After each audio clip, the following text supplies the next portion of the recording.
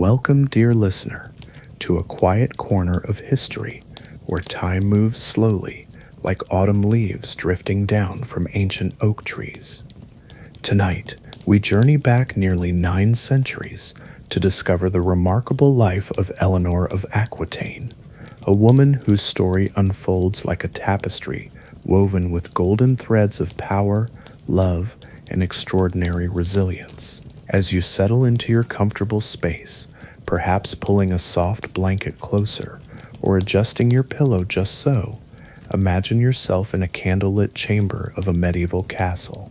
The thick stone walls keep out the evening chill, while flickering flames cast dancing shadows that seem to whisper tales of long ago. The scent of lavender and old parchment fills the air, and somewhere in the distance, you can hear the gentle murmur of evening prayers echoing through stone corridors. Tonight's story moves at the pace of medieval life itself, unhurried, contemplative, like the slow turning of illuminated manuscript pages. We'll walk through Eleanor's world as if we're strolling through a monastery garden at twilight, taking time to notice each detail, each moment that shaped this extraordinary woman who would become duchess, queen, crusader, prisoner, and ultimately one of history's most influential medieval figures. So breathe deeply, let your shoulders relax, and allow yourself to drift back to the 12th century, to a time when life was measured not in minutes, but in seasons, when the sound of horses' hooves on cobblestones marked the rhythm of days, and when a young girl named Eleanor was about to inherit one of the most powerful duchies in medieval Europe. Chapter 1. The Golden Duchy. In the year 1122, as morning mist rose gently from the rivers of southwestern France, a child was born who would reshape the medieval world. Eleanor, whose very name meant the other Anor, named for her mother, entered the world in the Duchy of Aquitaine, a realm so vast and prosperous that it rivaled kingdoms. Picture, if you will, the Duchy of Eleanor's birth. Aquitaine stretched like a golden carpet from the La River in the north to the Pyrenees Mountains in the south, from the Atlantic Ocean in the west to the massive Central in the east. It was a land of rolling vineyards, where clusters of grapes hung heavy on ancient vines, of olive groves silver green in the Mediterranean light, of forests where wild boar roamed beneath towering oak trees, and of rivers that meandered lazily through fertile valleys.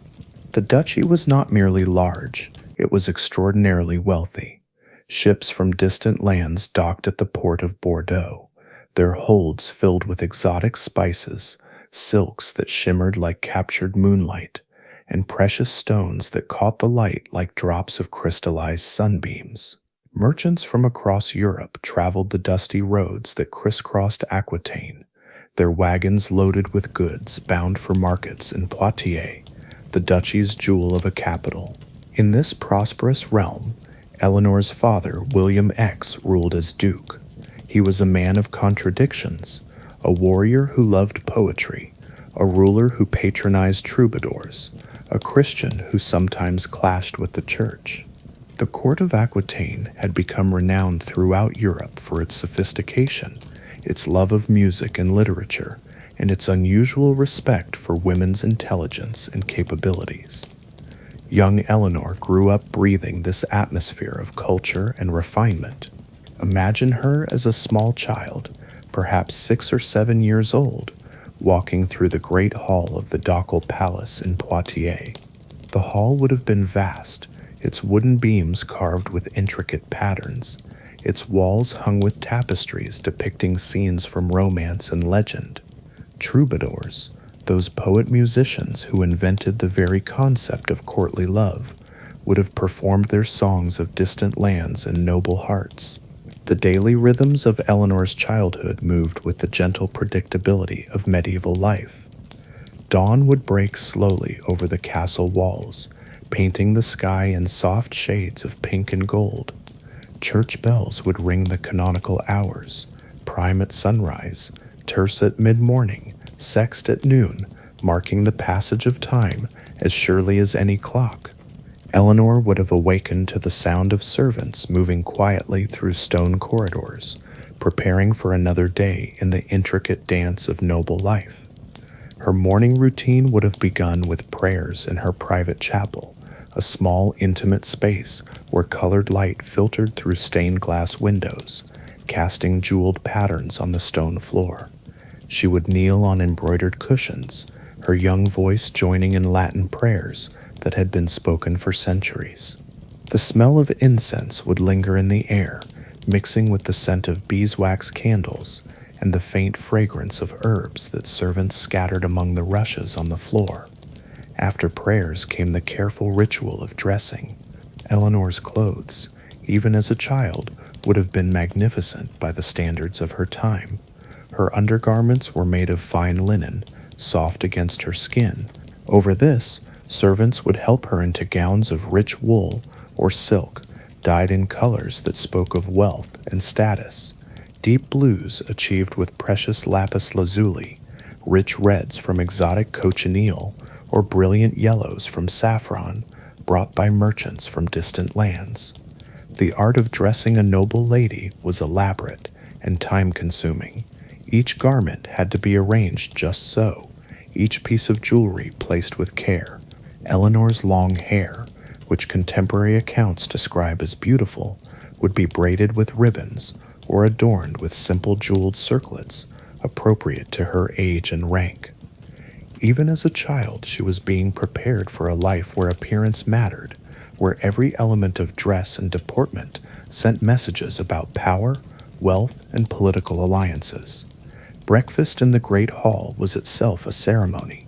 The hall would fill gradually as members of the household took their places according to strict hierarchy. The high table, where Eleanor and her family sat, was elevated above the rest, literally and symbolically. Servants moved quietly between the tables, carrying platters of bread still warm from the bakery, wheels of cheese aged in the castle's cellars, honey cakes fragrant with spices, and fresh fruits from the duchy's orchards.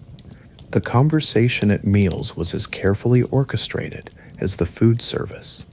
Eleanor would have listened to discussions of politics, trade, and diplomacy, absorbing lessons in governance without even realizing it.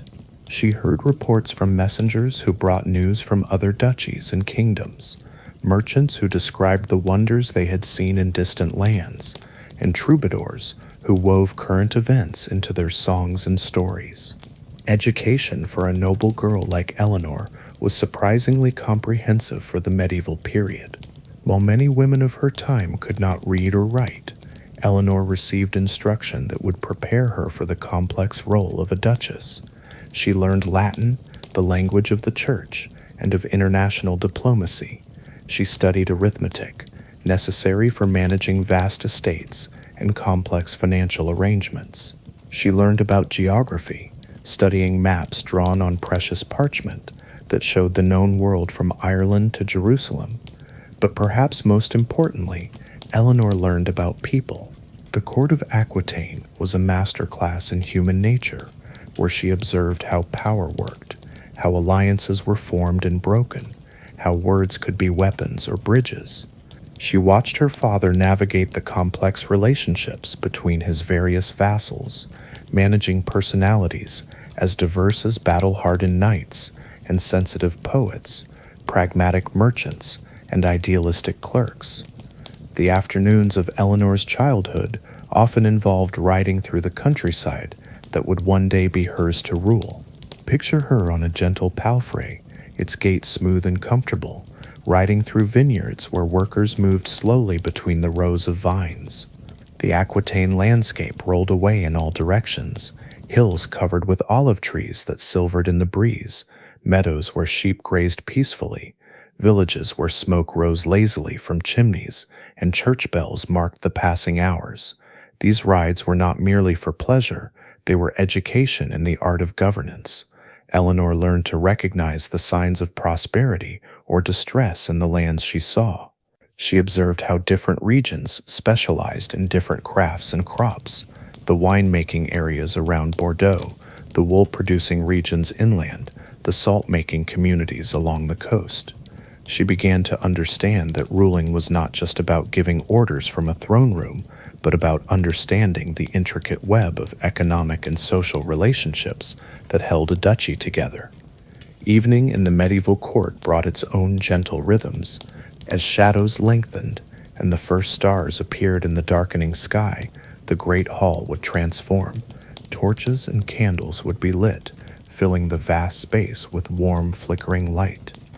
The evening meal was the most elaborate of the day, with multiple courses served on silver platters, wine flowing from jugs made by the finest craftsmen, and entertainment that could last for hours.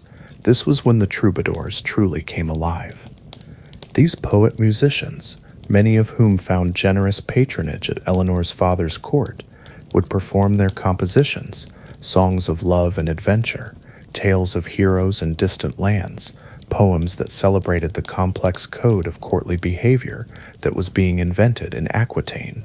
Eleanor would have listened to these performances with careful attention, for they were not merely entertainment, but education in the sophisticated culture that was making Aquitaine famous throughout Europe. The songs spoke of a new kind of love, refined, ennobling, often unconsummated. They told of knights who performed great deeds to win the favor of noble ladies, of queens who inspired poetry and art, of a world where intelligence and sensitivity were valued alongside martial prowess.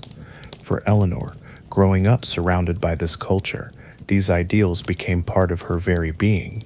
As the evening entertainment continued, Eleanor would have observed the intricate social dynamics of the court.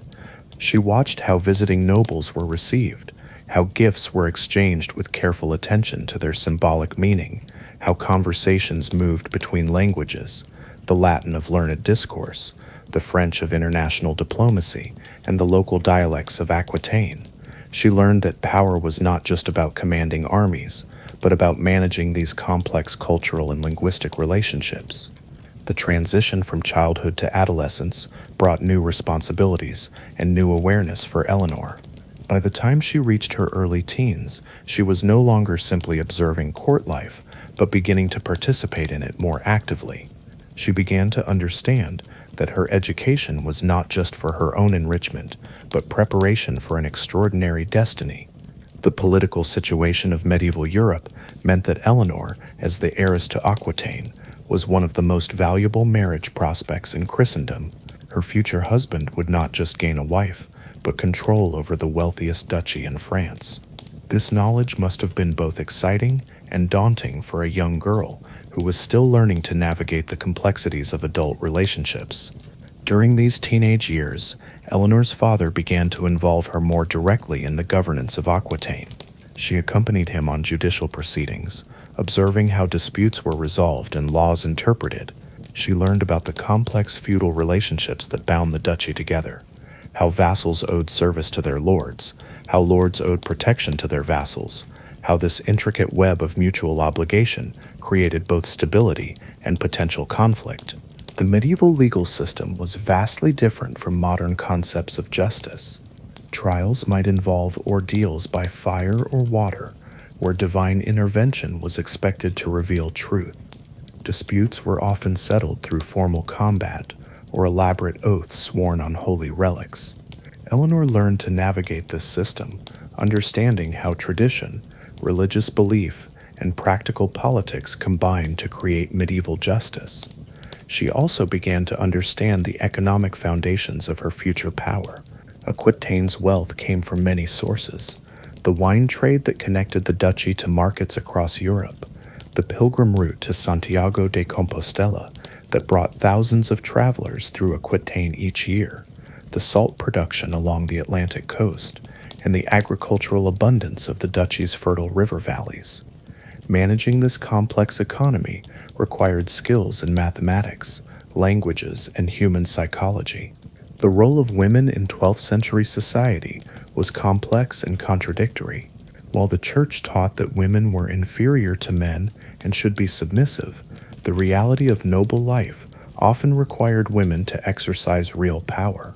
When lords were away on military campaigns or diplomatic missions, their wives might rule in their absence. When sons were too young to inherit, Mothers might serve as regents. Eleanor grew up seeing examples of women who wielded real authority, even within the constraints of a male-dominated society. The religious life of the medieval period provided another layer of Eleanor's education. The church was not just a spiritual institution, but a major political and economic force. Abbeys controlled vast lands, bishops were often powerful political figures, and religious orders like the Templars and Hospitallers combined spiritual dedication with military might.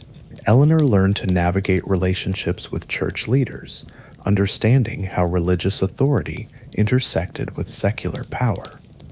The daily religious observances that punctuated medieval life became part of Eleanor's very being.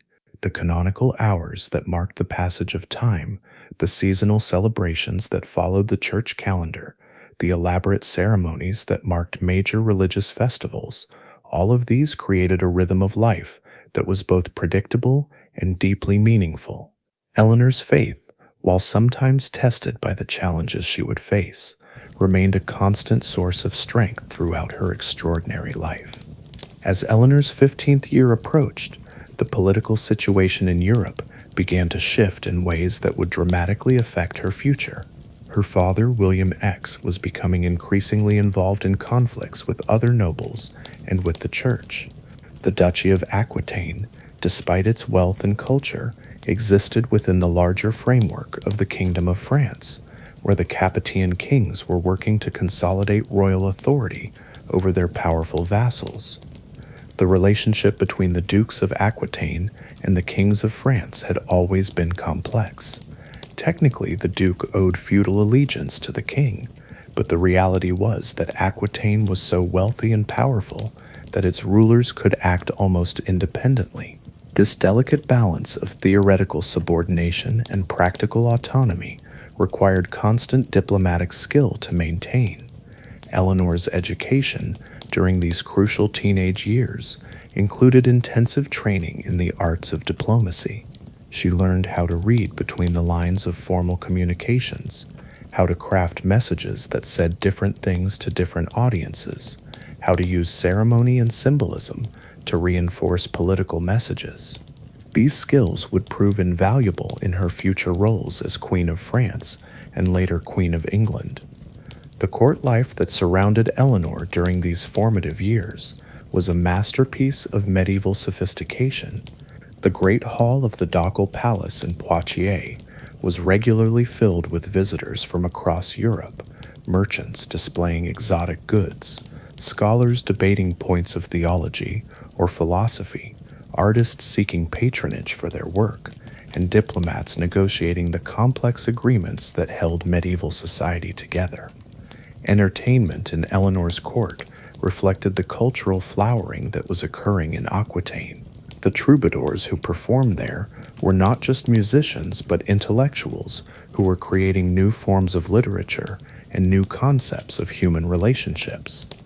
Their songs of courtly love were revolutionary, suggesting that romantic relationships could be based on mutual respect and spiritual connection rather than mere physical attraction or political convenience.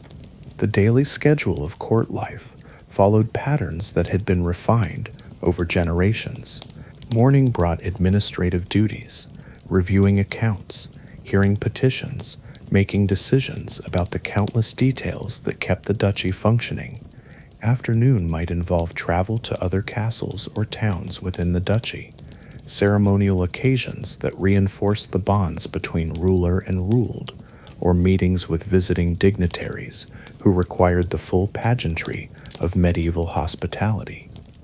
The evening hours were for culture and refinement.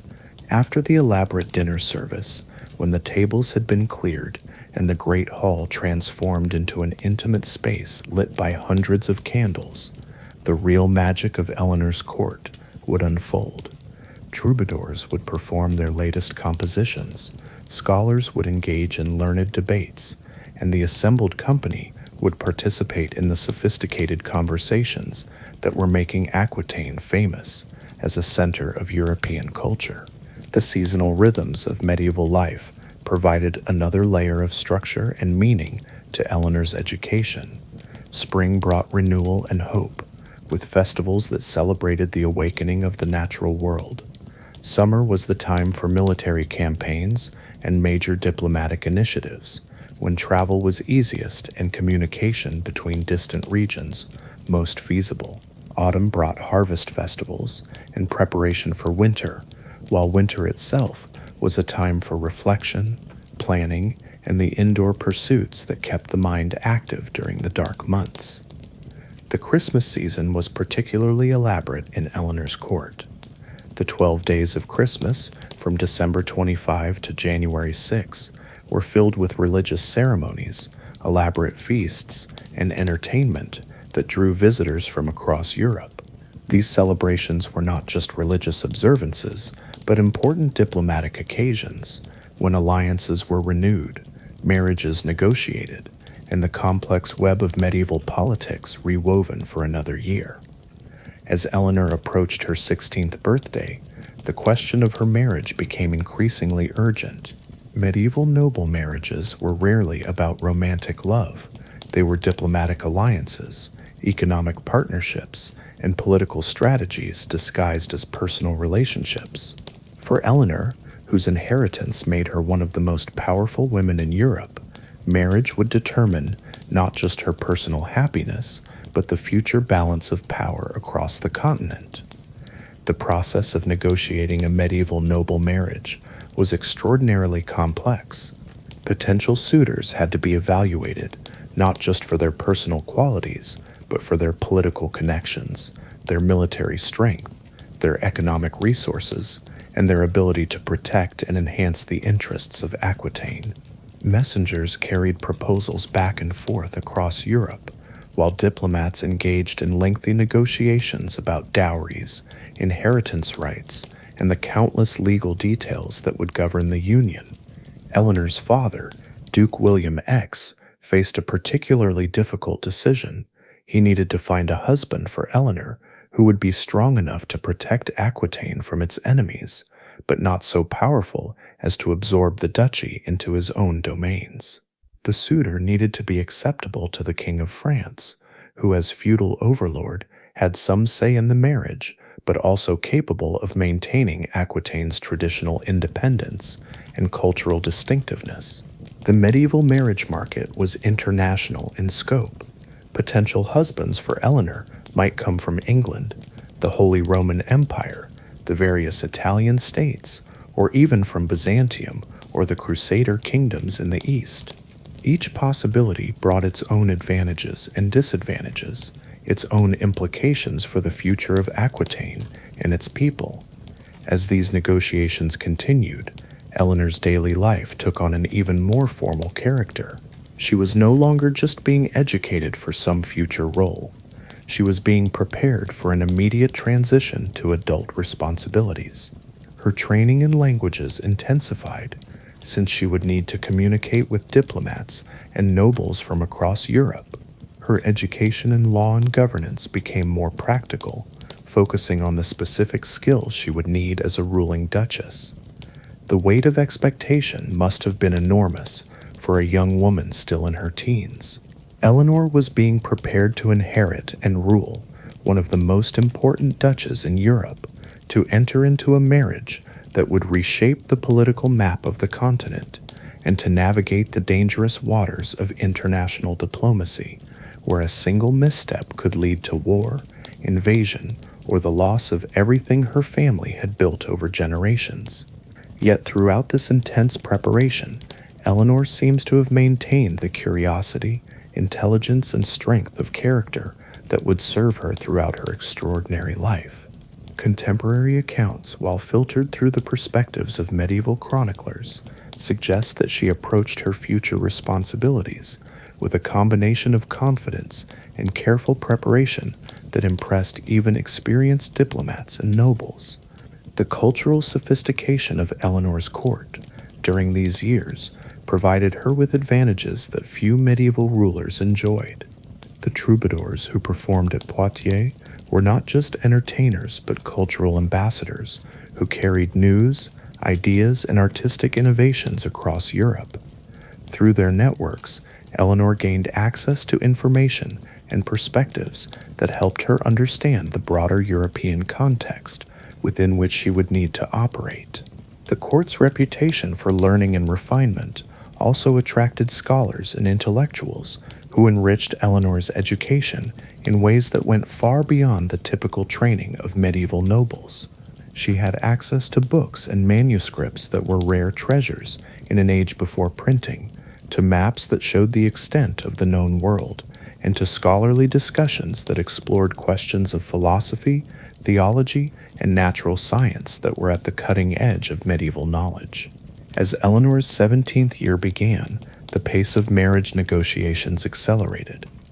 Duke William of Aquitaine was feeling pressure from multiple directions, from the King of France, who wanted to ensure that Aquitaine's next ruler would be loyal to the crown, from potential enemies who might try to seize control of the duchy during any period of uncertainty, and from his own vassals, who needed to know who their future lord would be. The decision, when it finally came, would reshape Eleanor's life and the history of medieval Europe in ways that no one could have anticipated. But that momentous choice lay still in the future. For now, Eleanor continued her careful preparation for the extraordinary destiny that awaited her, living each day in the sophisticated cultured world of 12th century Aquitaine, absorbing the lessons that would make her one of the most remarkable women in European history. In the quiet hours before dawn, when the castle lay sleeping and only the guards on the walls remained alert, Eleanor might have stood at her chamber window, looking out over the duchy that would soon be hers. The landscape rolled away in the darkness, dotted with the lights of villages and towns where her future subjects lived their quiet lives. Somewhere in that darkness, messengers were riding with letters that would determine her fate. Diplomats were planning strategies that would affect her future, and potential suitors were considering whether the young Duchess of Aquitaine might make them a suitable wife. But in those peaceful moments before the day began, Eleanor was still simply a young woman preparing for an extraordinary life, her mind filled with the songs of troubadours, the wisdom of scholars, and the endless possibilities that stretched before her like the road from Poitiers that led to all the kingdoms of the world. The morning bells would soon ring prime, calling the castle to another day of preparation and anticipation. But for now, in the gentle darkness before dawn, Eleanor of Aquitaine stood poised on the threshold of a destiny that would make her one of the most powerful and fascinating women in medieval history. Chapter 2: The Weight of a Crown. As the spring of 1137 painted the countryside of Aquitaine in shades of green and gold, 15-year-old Eleanor's life was about to change forever. The morning mist that rose from the rivers seemed to carry whispers of transformation, and indeed, messengers were already riding hard along the dusty roads that connected Poitiers to the royal court in Paris, bearing news that would reshape the medieval world.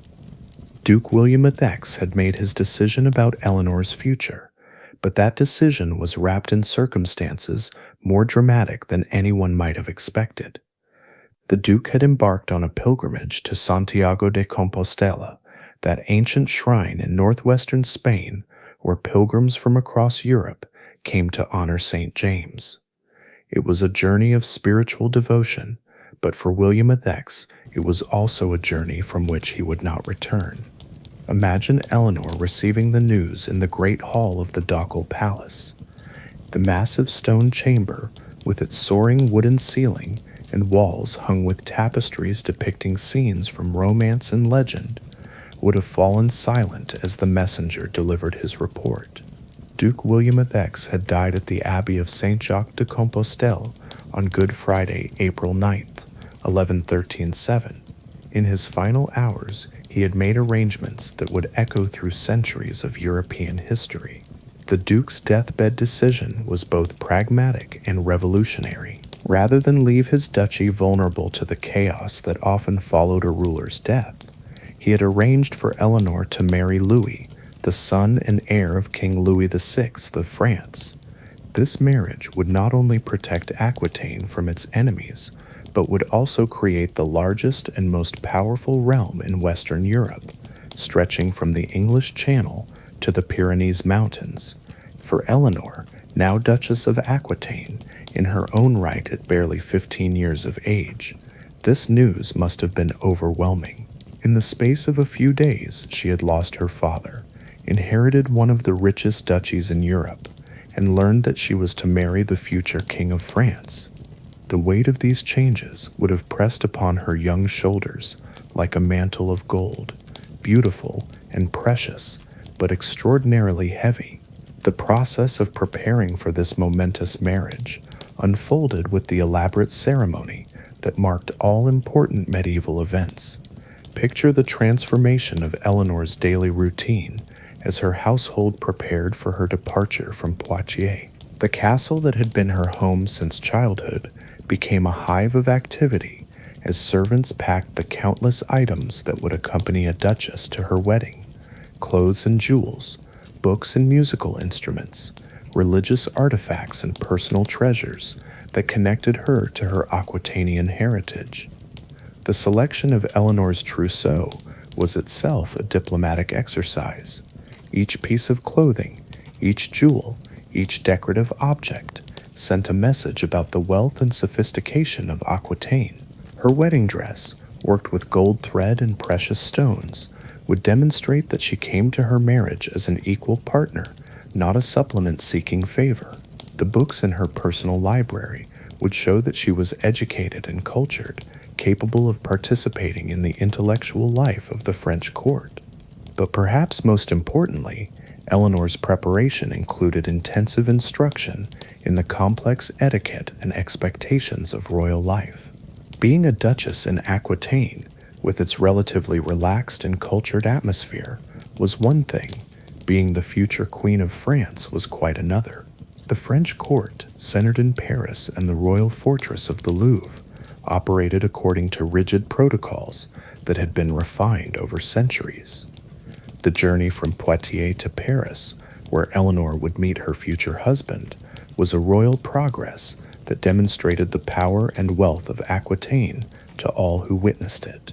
Picture the magnificent procession as it wound its way along the medieval roads of France. Eleanor rode at the center of the cavalcade, perhaps on a white palfrey whose harness was decorated with silver bells that chimed softly with each step. Around her rode the great nobles of Aquitaine, their banners fluttering in the summer breeze, their armor gleaming in the sunlight. The practical arrangements for such a journey were enormous.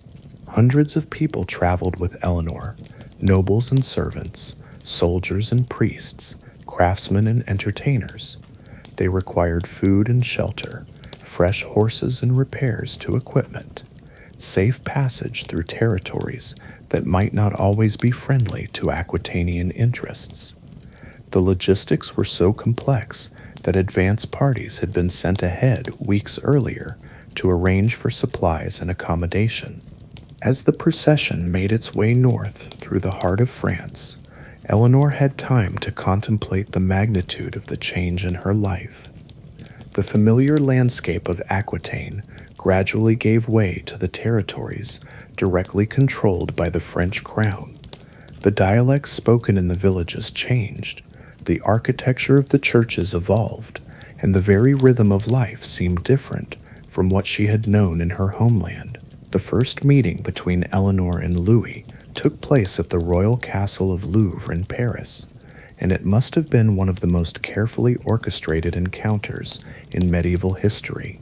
Both young people, Eleanor was 15, Louis barely 16, were acutely aware that they were not just meeting a potential spouse, but entering into a relationship that would determine the future of Western Europe. Contemporary descriptions of this first meeting suggest that both Eleanor and Louis were nervous, but determined to make a good impression.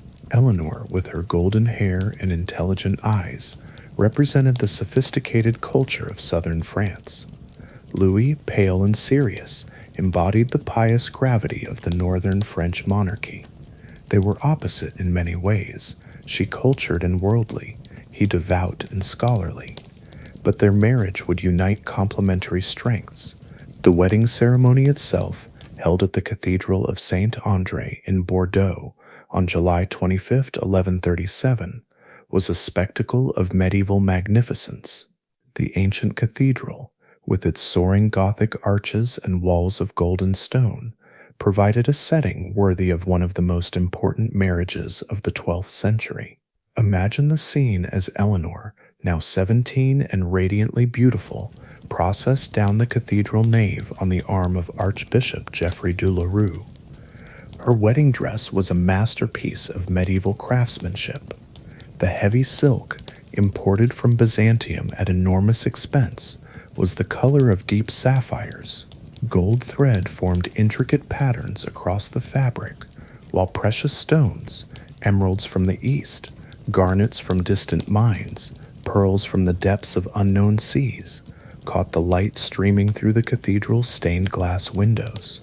Her hair, unveiled according to the custom for virgin brides, fell in golden waves to her waist, held in place by a circlet of gold that seemed to capture sunlight and hold it prisoner.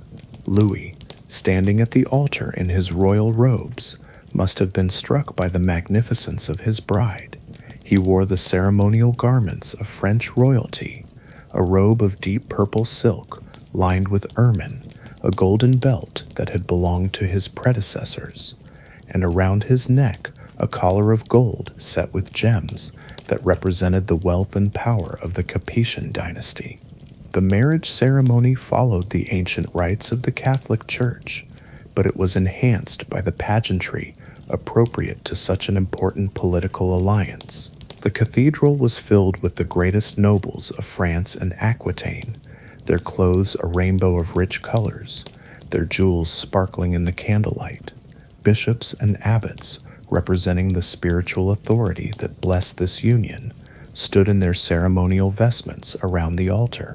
As Eleanor and Louis exchanged their vows, speaking the Latin words that would bind them together for life, the significance of the moment extended far beyond personal commitment. They were not just promising to love and honor each other, they were creating a realm that would dominate medieval Europe. Aquitaine, with its wealth and culture, was being joined to France with its military power and central location. The marriage represented a new chapter in European history. The celebration that followed the wedding ceremony lasted for days and demonstrated the combined wealth of the French crown and Aquitanian duchy. The great hall of the Ducal Palace in Bordeaux was transformed into a setting worthy of fairy tales. Hundreds of candles illuminated tapestries that told stories of heroes and lovers, while tables groaned under the weight of delicacies prepared by the finest cooks in France. The wedding feast itself was a parade of medieval luxury. Roasted swans, their necks gracefully curved and their feathers restored after cooking, were carried in on golden platters. Peacocks, similarly restored to their natural beauty after preparation, provided both visual spectacle and gastronomic pleasure. Subtleties, elaborate sugar sculptures that depicted scenes from romance and legend, decorated the tables between courses.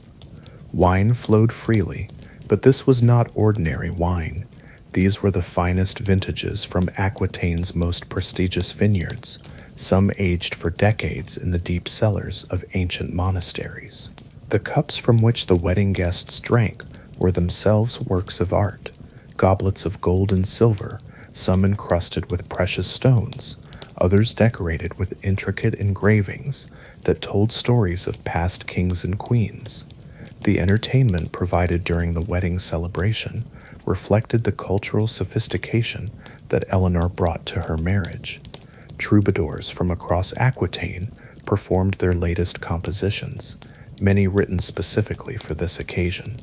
Their songs celebrated not just the union of Eleanor and Louis, but the cultural flowering that their marriage promised to create. Dancing continued far into the night, with Eleanor and Louis leading their guests in the elaborate choreographed movements that were considered essential skills for medieval nobility. These dances were not mere entertainment, but public demonstrations of grace, coordination, and cultural refinement.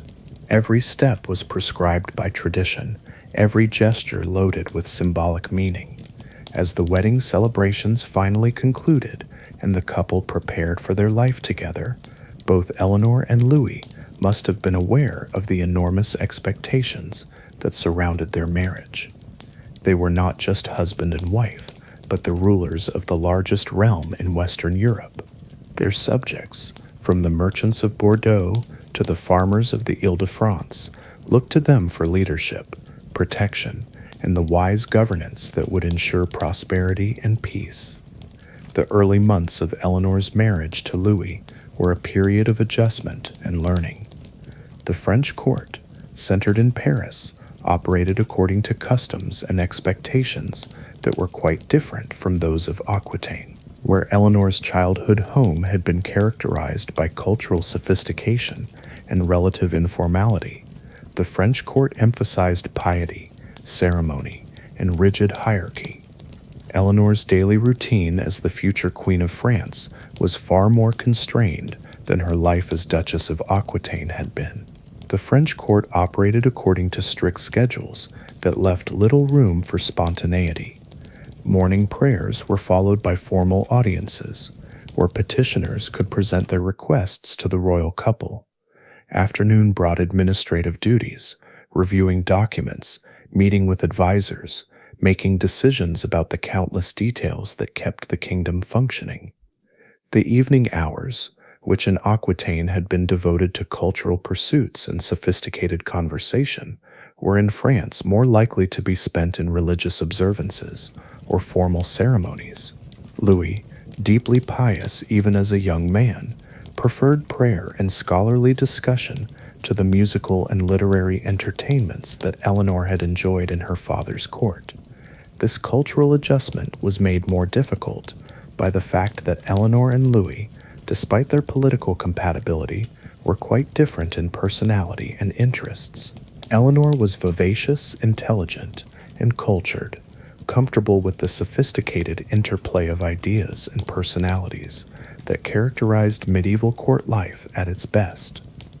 Louis was serious, devout, and somewhat shy, more at home in the scriptorium of a monastery than in the elaborate social gatherings that were essential to medieval diplomacy. Yet despite these differences, the early years of their marriage were generally successful. Eleanor learned to navigate the complexities of French court life, while Louis came to appreciate the wealth and cultural sophistication that his wife brought to their union. Their combined realm was indeed the most powerful in Western Europe, and their subjects seemed to prosper under their joint rule. The question of heirs, always crucial for medieval monarchs, became increasingly important as Eleanor and Louis settled into married life. The continuity of dynasties depended on the production of legitimate male heirs, and the pressure on royal couples to produce children was enormous. Eleanor, barely 18 years old, found herself the subject of intense scrutiny as courtiers and chroniclers watched for signs of pregnancy. Medieval medical knowledge about conception and pregnancy was limited and often inaccurate, but the importance of royal heirs meant that every aspect of the queen's health and behavior was carefully monitored. Eleanor's diet was supervised by physicians who believed that certain foods promoted fertility while others hindered it. Her daily activities were planned to encourage conception while avoiding anything that might harm a potential pregnancy. The psychological pressure of this constant attention must have been enormous for a young woman who was still adjusting to the demands of royal life. Eleanor was not just expected to bear children, she was expected to bear sons who would continue the Capetian dynasty and rule the combined realms of France and Aquitaine. The weight of dynastic expectations pressed upon her as heavily as the elaborate crown she wore on ceremonial occasions. As months passed without the announcement of a pregnancy, Eleanor may have felt the first stirrings of the frustration that would characterize much of her marriage to Louis. She had been raised to expect that intelligence, education, and cultural sophistication would be valued in her married life, but the French court seemed most interested in her biological function as a producer of heirs. The political situation in Europe during these early years of Eleanor's marriage was complex and often tense. The marriage of Louis and Eleanor had created a realm so large and powerful that it upset the traditional balance of power in Western Europe. Other rulers watched nervously as the young couple consolidated their authority over territories that stretched from the English Channel to the Mediterranean Sea. The Holy Roman Emperor, whose domains included much of Germany and northern Italy, was particularly concerned about the growth of French power. The English kings, whose holdings in Normandy brought them into regular conflict with the French crown, also viewed the Eleanor-Louis marriage with suspicion. Even the Pope, theoretically above such worldly concerns, had to consider how the emergence of this new superpower might affect the Church's influence in European politics. Within their own realm, Eleanor and Louis faced the constant challenge of managing the complex relationships between their various subjects. The French nobles, proud of their ancient traditions and suspicious of foreign influence, were not always welcoming to Eleanor's Aquitanian followers. The Aquitanian nobles, accustomed to the relative freedom and cultural sophistication of their homeland, sometimes chafed under what they saw as the rigid formality of French rule. Eleanor's role in managing these tensions was crucial but delicate. As both Queen of France and Duchess of Aquitaine, she had to balance the competing interests of her different subjects while maintaining loyalty to her husband and his vision for their combined realm. This required diplomatic skills of the highest order, as well as the ability to project authority while working within the constraints of medieval expectations about women's roles. As the golden autumn leaves of 1137 drifted slowly through the courtyards of the royal palace in Paris, Eleanor found herself navigating the intricate maze of French court life with the careful grace of a dancer learning new steps. The massive stone walls of the Louvre, still under construction in those days, echoed with the soft rustle of silk gowns and the measured footsteps of courtiers moving through corridors that seemed to stretch endlessly into shadows lit by flickering torches. The transformation from Duchess of Aquitaine to Queen of France had happened with startling swiftness.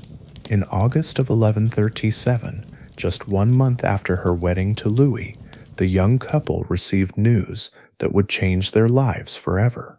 King Louis VI, known as Louis the Fat, had died suddenly, making 19-year-old Louis VII the King of France and 17-year-old Eleanor his queen. The crown that had seemed a distant future possibility had suddenly become an immediate reality, settling upon their young heads with all the weight of centuries of tradition and expectation. Picture Eleanor on the morning she learned of her father-in-law's death, standing in her chamber as dawnlight filtered through the narrow windows of the royal apartments. The room would have been furnished with the austere magnificence that characterized the French court. Heavy oak furniture carved with religious symbols, tapestries depicting scenes from scripture rather than the romantic tales favored in Aquitaine, and an atmosphere of pious solemnity that was quite different from the cultured elegance of her childhood home. The news would have been delivered by a messenger, still dusty from the road, his face grave with the solemnity appropriate to announcing a king's death. As Eleanor listened to the formal announcement, she would have felt the weight of destiny settling upon her shoulders. She was no longer simply a young bride adjusting to married life.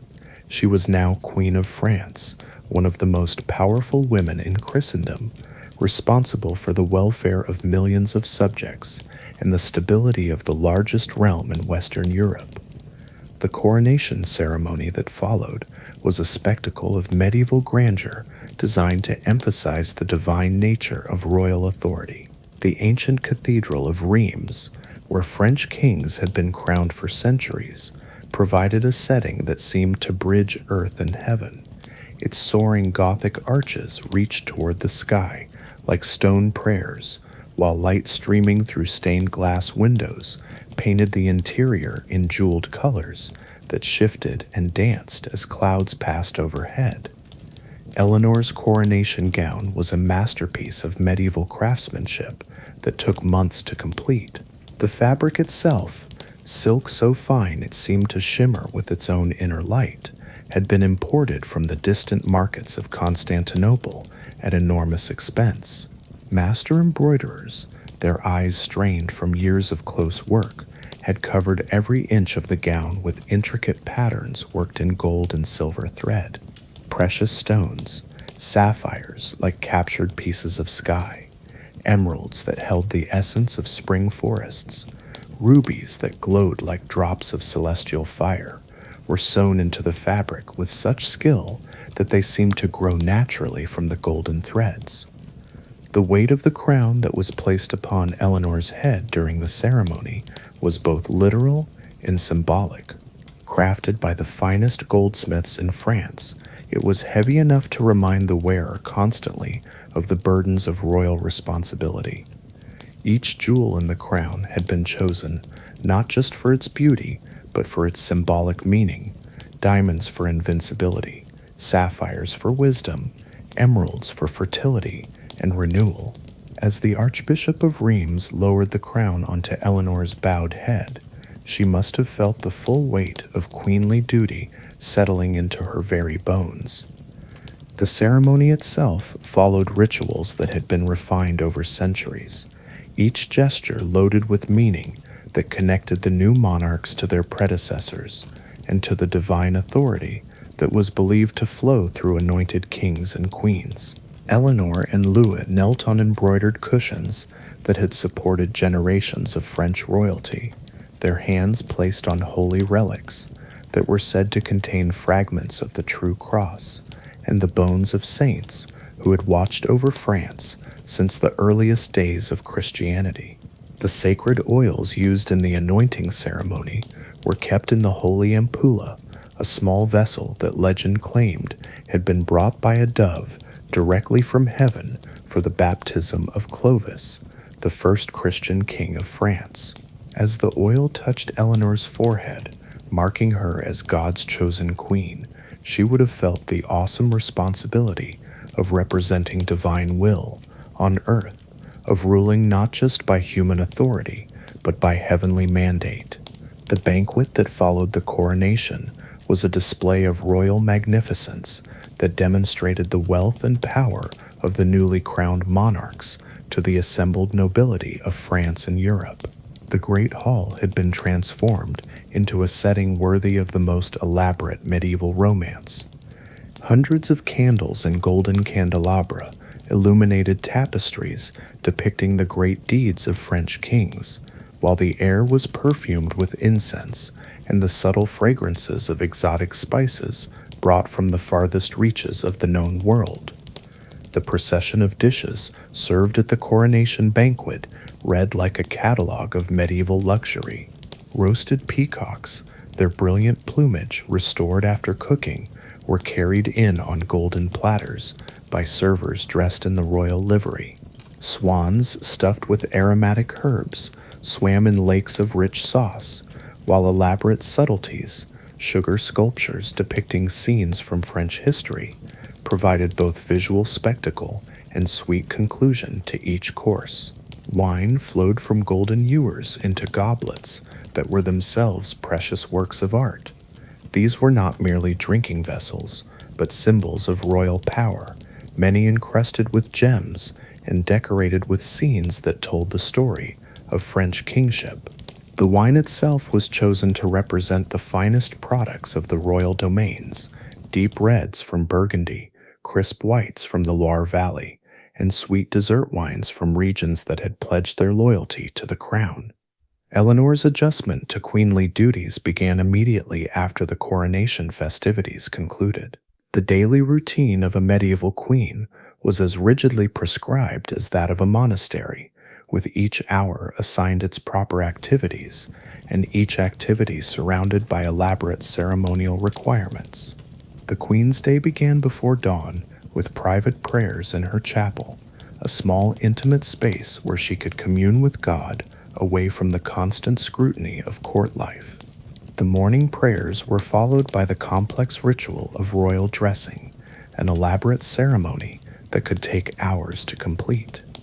Eleanor's clothes were not merely garments but symbols of royal authority that had to be arranged with perfect precision.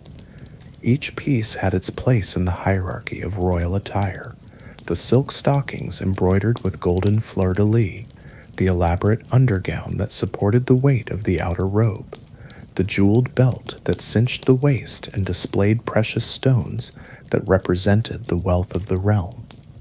Her hair, which contemporary chroniclers described as golden and beautiful, was arranged according to styles that had been prescribed for queens since time immemorial. The process involved multiple servants working in careful coordination, one to brush and arrange the long strands, another to weave in ribbons and jeweled ornaments, a third to position the delicate veils that covered a queen's hair in public and proclaimed her married status to all who saw her. The queen's breakfast was itself a ceremonial occasion, served in the great hall with elaborate protocol that determined who could sit where, who could speak when, and how each dish should be presented. Eleanor would enter the hall in formal procession, preceded by heralds who announced her arrival, and followed by the great ladies of the court, whose presence emphasized the queen's elevated status. The morning meal served to the royal couple was both sustenance and political statement. The bread was baked from the finest wheat grown on royal domains, shaped into forms that carried symbolic meaning, and blessed by royal chaplains before being served. Fresh fruits from the royal orchards, apples and pears that had been carefully preserved through the winter months, early berries that spoke of the renewal of spring, were arranged on golden platters that reflected the morning light streaming through the hall's tall windows. The administrative duties that occupied Eleanor's mornings as queen were far more complex and demanding than anything she had experienced as Duchess of Aquitaine. The Kingdom of France, even in the 12th century, was a vast administrative entity that required constant attention to countless details. Letters arrived daily from provincial governors reporting on local conditions, from bishops seeking royal support for church projects, from foreign diplomats negotiating treaties and trade agreements. Eleanor's education in the cultured court of Aquitaine had prepared her well for these responsibilities. Her fluency in Latin allowed her to read diplomatic correspondence and legal documents without translation. Her knowledge of multiple languages, the various dialects of French, the Occitan of southern France, enough German and Italian to conduct basic diplomatic conversations, made her an invaluable partner in Louis's efforts to manage their complex realm. The queen's role in medieval governance was theoretically subordinate to her husband's, but the practical realities of ruling a large kingdom meant that Eleanor wielded considerable influence over royal policy. When Louis was away from court, leading military campaigns, making pilgrimages, or traveling to distant parts of the realm, Eleanor often served as regent, making decisions that affected the lives of millions of subjects. The afternoon hours of Eleanor's royal routine were typically devoted to audiences with petitioners who sought royal favor or justice. The great hall would be transformed into a throne room, with Eleanor and Louis seated on elaborate chairs that elevated them above the assembled crowd. The chairs themselves were works of art, carved from precious woods, inlaid with ivory and precious metals, cushioned with silk that bore the arms of France and Aquitaine embroidered in gold thread.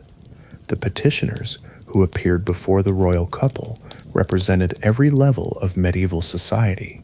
Nobles sought confirmation of their hereditary rights or arbitration of disputes with their neighbors. Merchants requested royal charters that would allow them to establish markets or guilds. Churchmen asked for royal support for monastery construction or sought intervention in theological disputes that had spilled over into secular concerns. Each petition required careful consideration not just of its immediate merits, but of its broader implications for royal policy. A decision that seemed minor, approving the establishment of a new market town, for instance, might have far-reaching effects on trade routes, tax revenues, and the balance of power between different regions of the realm.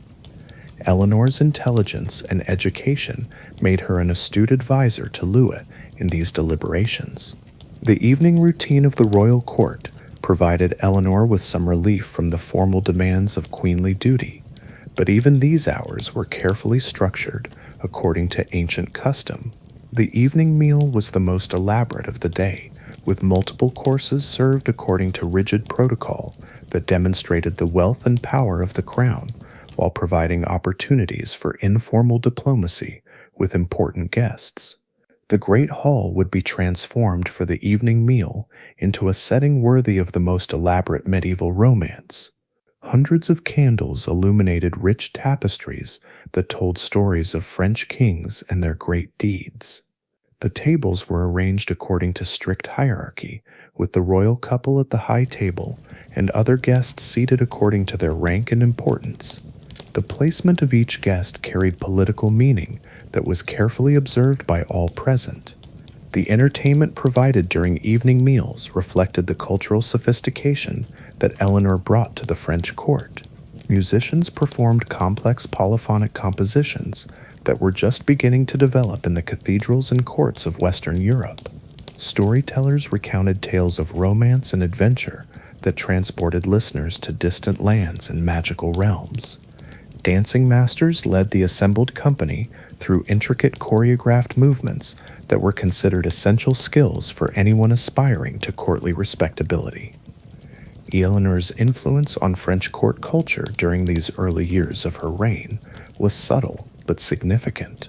The troubadour tradition that she had grown up with in Aquitaine began to find expression in the French court, introducing concepts of courtly love and refined behavior that would eventually transform European aristocratic culture. The sophisticated literary discussions that had characterized her father's court gradually became part of the evening entertainment in Paris.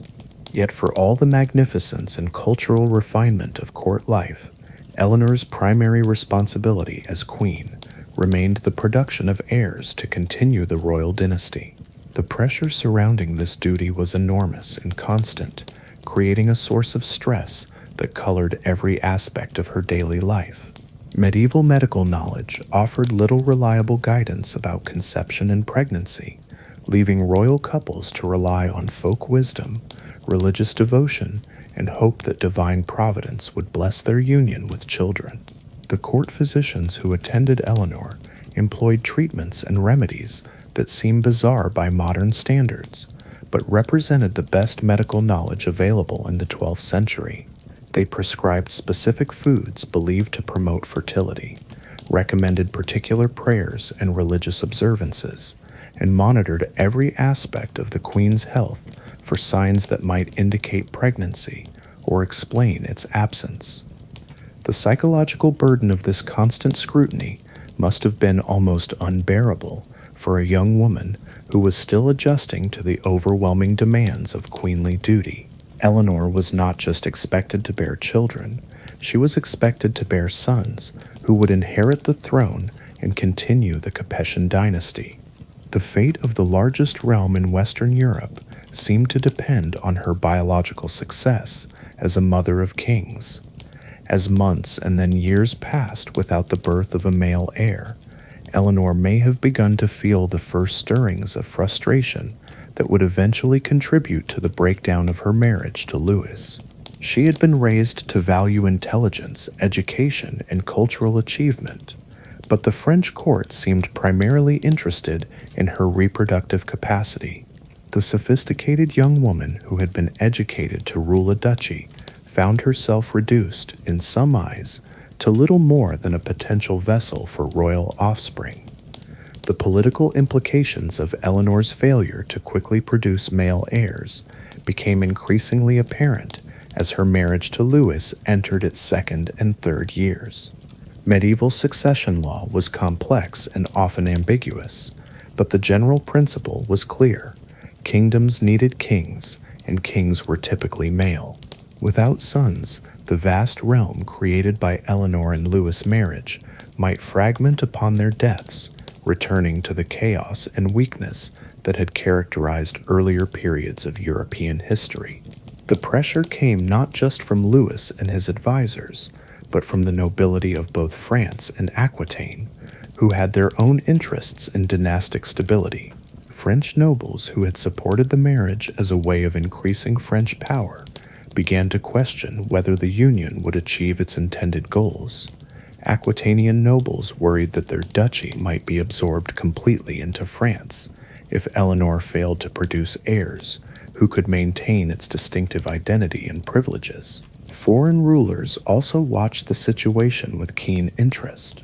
The English kings, who held extensive territories in France as vassals of the French crown, were particularly attentive to any signs of weakness in the French royal house. The Holy Roman Emperor, whose domains bordered French territory, similarly looked for opportunities that might arise from French dynastic uncertainty. Even distant rulers who had no direct territorial interests in France understood that the stability of the largest realm in Western Europe affected the balance of power across the continent. The religious dimensions of Eleanor's situation added another layer of complexity to her position. The Catholic Church taught that marriage was primarily for the purpose of procreation, and the failure to produce children could be interpreted as a sign of divine displeasure. Some religious commentators suggested that God might be withholding the blessing of children because of some sin or inadequacy in the royal couple, creating additional psychological pressure on Eleanor and Louis. Yet despite these mounting pressures, Eleanor's intelligence and political acumen continued to make her a valuable partner in the governance of the realm. Her knowledge of Aquitaine proved invaluable in managing the complex relationships between the northern and southern parts of their combined domain. Her linguistic skills facilitated diplomatic negotiations with foreign powers. Her cultural sophistication helped maintain the prestige of the French court in an age when cultural achievement was considered an important element of royal authority. The daily routine of royal governance required Eleanor to master an enormous range of skills and knowledge. She needed to understand the complex legal traditions that governed different parts of the realm, the economic factors that affected trade and taxation, the military considerations that influenced foreign policy decisions, and the religious questions that shaped relationships with the church. The education she had received in Aquitaine provided a foundation for this learning, but the practical demands of queenship required continuous study and adaptation. Eleanor's correspondence during these years reveals a queen who was actively engaged in the detailed work of governance. She wrote letters to provincial governors about administrative problems, negotiated with church leaders about ecclesiastical appointments, and maintained diplomatic relationships with foreign courts through an extensive network of correspondence. Her letters demonstrate not only her intelligence and education, but also her growing confidence in wielding royal authority. The seasonal rhythms of medieval court life provided some structure and predictability to Eleanor's demanding schedule. Spring brought military campaigns and diplomatic initiatives, when the improved weather and longer days made travel and communication easier. Summer was the season for great ceremonies and festivals, when the court could display its magnificence to visiting dignitaries and demonstrate royal authority to subjects throughout the realm. Autumn brought harvest festivals in preparation for winter, when the court would settle into a more domestic routine focused on administrative duties and cultural pursuits. Winter itself was a time for reflection and planning, when the shortened days and difficult travel conditions encouraged indoor activities like scholarly discussion, artistic projects, and the careful review of policy decisions made during the more active seasons of the year. The Christmas season was particularly elaborate in Eleanor's court, combining religious observance with political ceremony in ways that demonstrated the sacred nature of royal authority. The 12 days of Christmas, from December 25 to January 6, were filled with elaborate liturgical celebrations, magnificent feasts, and entertainments that drew visitors from across Europe. These celebrations were not mere festivities, but important diplomatic occasions when alliances were renewed, policies announced, and the complex web of medieval politics rewoven for another year. Eleanor's role in these seasonal celebrations showcased her abilities as both queen and cultural patron. She oversaw the planning of elaborate ceremonies that required coordination between religious and secular authorities, managed the complex logistics of hosting hundreds of distinguished guests, and participated in diplomatic negotiations that were often conducted through seemingly casual conversations during festive gatherings. The cultural achievements of Eleanor's early years as queen began to attract attention from scholars and artists across Europe. The French court, which had previously been known more for its military power and administrative efficiency than for its cultural sophistication, began to develop a reputation as a center of learning and artistic achievement. Scholars sought patronage for their research projects, artists competed for royal commissions, and writers dedicated their works to the queen, whose intelligence and education made her an ideal patron of intellectual pursuits. Eleanor's personal library, which she had begun assembling during her childhood in Aquitaine, continued to grow during her years as Queen of France. The collection included not only religious texts and administrative documents, but also works of literature, philosophy, and natural science that reflected her broad intellectual interests. The library became a gathering place for scholars and learned clerics who found in Eleanor a patron capable of understanding and appreciating their work. The troubadour tradition that Eleanor had brought from Aquitaine began to influence the broader development of European literature during these years. The concepts of courtly love and refined behavior that had been developing in southern France started to spread northward, carried by the musicians and poets who found welcome at Eleanor's court. This cultural exchange enriched both French and Aquitanian traditions while creating new forms of artistic expression that would influence European culture for centuries. Yet even as Eleanor established herself as a successful queen and cultural patron, the question of succession continued to overshadow her achievements. The birth of a daughter, Marie, in 1145, was welcomed as a sign that the royal couple could indeed produce children, but medieval succession practices meant that daughters could not fully solve the dynasty's need for male heirs. The birth was celebrated with appropriate ceremony, but the underlying pressure for sons remained undiminished. The daily routine of caring for a royal infant added new dimensions to Eleanor's already complex schedule. Medieval noble children were typically cared for by wet nurses and specialized servants, but royal mothers were expected to take an active interest in their children's welfare and education. Eleanor would have spent time each day with young Marie, observing her development and beginning the process of education that would prepare the princess for her own future role in the complex world of medieval aristocracy. The political implications of Marie's birth extended far beyond the immediate question of succession. As the daughter of the King of France and the Duchess of Aquitaine, Marie would eventually become a valuable asset in diplomatic negotiations, her marriage potentially creating alliances that could reshape the balance of power in Europe. Eleanor's experience as a royal bride, who had brought vast territories to her marriage, made her particularly aware of how her daughter's future would be shaped by political considerations. The management of Eleanor's household during these years required skills that modern people might find difficult to imagine. The royal court was not just a family residence, but a complex institution that employed hundreds of people in roles ranging from high government officials to humble kitchen servants. Eleanor needed to oversee this vast establishment while maintaining the delicate balance between efficiency and ceremony that characterized successful medieval governance. The financial management of the royal household was particularly challenging, requiring Eleanor to balance the need for magnificent display with the practical constraints of even royal budgets. The court's expenses were enormous, covering not just the daily needs of the royal family, but also the costs of entertaining visiting dignitaries, maintaining multiple residences, supporting charitable activities, and funding the cultural patronage that enhanced royal prestige.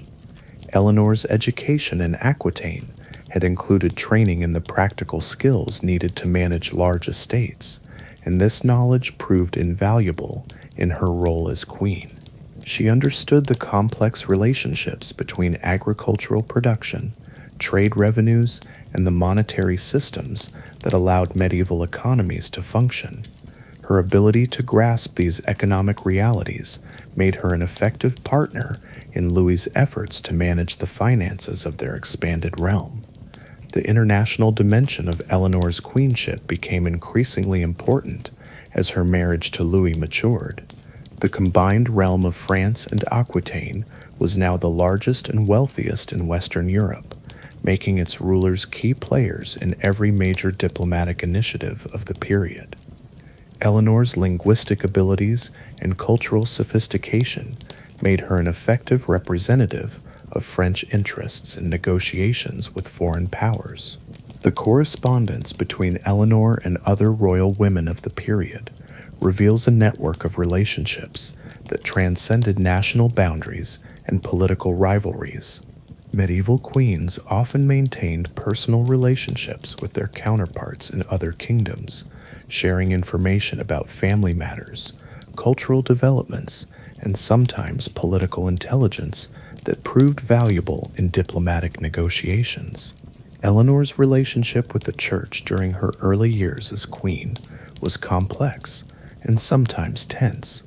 While she fulfilled the religious duties expected of a medieval queen, attending daily mass, supporting charitable activities, patronizing monastery construction, her intellectual independence and cultural sophistication sometimes put her at odds with conservative church leaders who preferred queens to be pious but passive figures.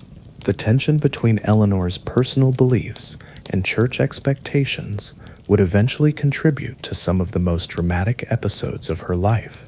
But during these early years of her marriage to Louis, she managed to maintain generally positive relationships with most church leaders.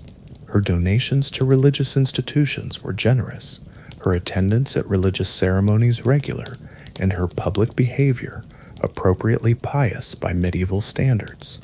As Eleanor's queenship entered its second decade, the various pressures and contradictions of her position were beginning to create strains that would eventually reshape her life and European history.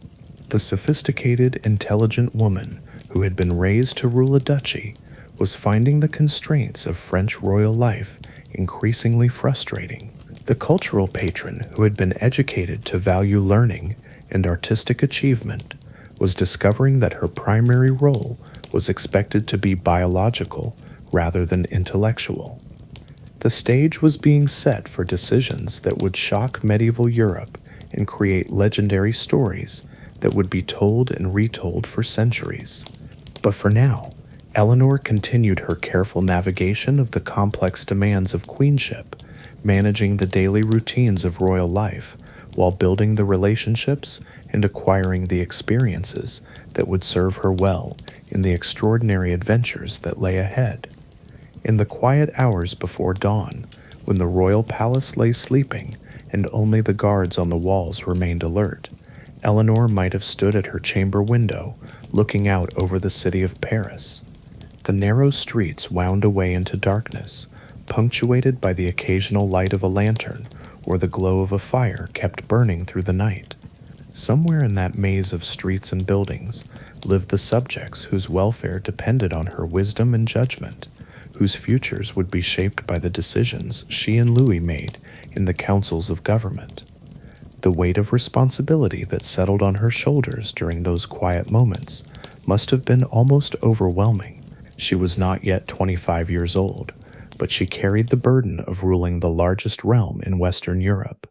The decisions she made, the policies she supported, the cultural innovations she patronized, all of these would have consequences that extended far beyond her own lifetime, shaping the development of European civilization for generations to come. Chapter 4. The Call to Crusade. The winter of 1144 brought news to the French court that would transform Eleanor's life in ways she could never have imagined. Snow lay thick upon the roofs of Paris, and the royal palace seemed wrapped in the hushed quiet that comes with deep cold when messengers arrived from the east bearing tidings that would set all of Christendom ablaze with religious fervor and military ambition. The crusader city of Edessa had fallen to the Muslim forces of Zengi, Atabeg of Mosul and Aleppo. This was not merely a military defeat, it was a spiritual catastrophe that struck at the very heart of medieval Christian identity. Edessa was one of the 4 crusader states established after the First Crusade, a Christian outpost in the Holy Land that represented the successful expansion of Christendom into territories that had been under Muslim control for centuries.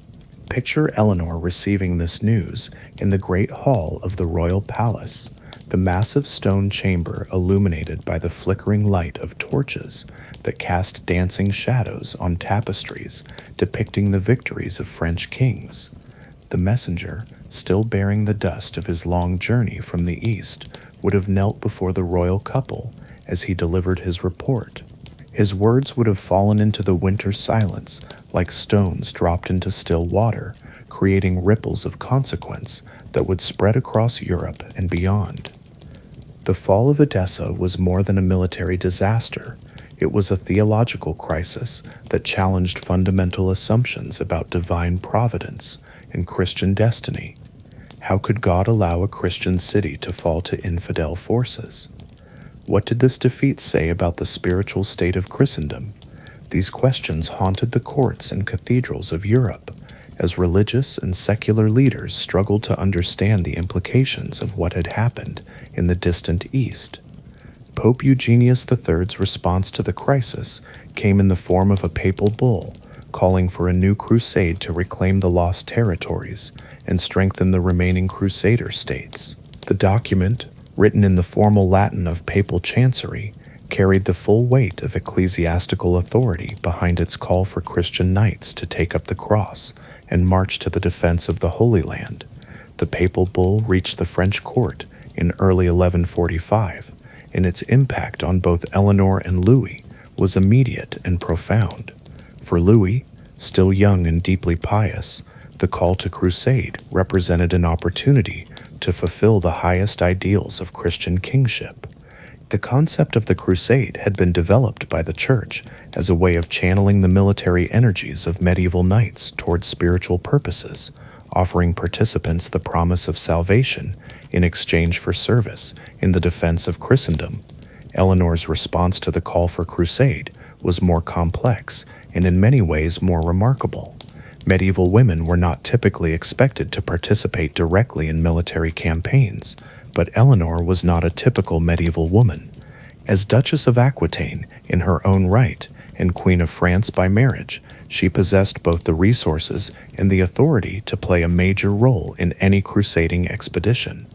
The decision to participate in what would become known as the Second Crusade was made during a great assembly held at Vézelay in Burgundy on Easter Sunday, March 31st, 1146. The choice of location was symbolically perfect. Vézelay was one of the great pilgrimage sites of medieval Europe, home to the abbey that claimed to possess the relics of Mary Magdalene, and the place where St. Bernard of Clairvaux would preach the crusade sermon that would inspire thousands to take the cross. Imagine the scene at Vézelay on that Easter morning, nearly 9 centuries ago. The hilltop town was packed with nobles, Knights, clergy, and common people who had traveled from across France to hear Bernard's sermon. The Basilica of Saint Foy, with its magnificent Romanesque architecture, could not contain the crowds, so a platform was erected in the fields outside the town where Bernard could address the vast assembly. Eleanor would have been present on that platform, seated beside Louis and other great nobles of France, her presence itself a statement about the revolutionary nature of what was being proposed. She wore her finest robes, perhaps a gown of deep blue silk embroidered with golden fleur-de-lis, a mantle lined with ermine that proclaimed her royal status, and a crown that caught the spring sunlight and reflected it back to the assembled multitude. Saint Bernard of Clairvaux was perhaps the most compelling preacher of his age, a man whose words could move kings to tears and inspire ordinary people to extraordinary acts of devotion. His sermon at Vézelay was a masterpiece of medieval oratory that combined theological sophistication with emotional appeal, scholarly argument with passionate exhortation. He spoke of the sacred duty to defend the Holy Land, of the spiritual rewards that awaited those who took the cross, of the opportunity to serve God through military service. But Bernard's most revolutionary message that day concerned the participation of women in the crusading effort. While women could not serve as warriors in the traditional sense, they could contribute to the crusade in other ways, providing financial support, organizing supply lines, offering medical care, and maintaining the spiritual morale of the expedition through their presence and prayers. When Eleanor rose from her seat and stepped forward to take the cross from Bernard's hands, she created one of the most dramatic moments in medieval history. The crowd fell silent as they watched their queen, still young and beautiful, commit herself to the greatest adventure of the age. Her decision to participate in the crusade was not just a personal choice, but a political statement that would influence the participation of nobles throughout France and Aquitaine. The cross that Eleanor received was not merely a symbolic ornament, but a sacred pledge that bound her to the crusading enterprise, with ties stronger than any legal contract. Medieval people understood that taking the cross created obligations that transcended ordinary social relationships, placing the crusader under the direct protection of the church and creating duties that could not be abandoned without serious spiritual consequences.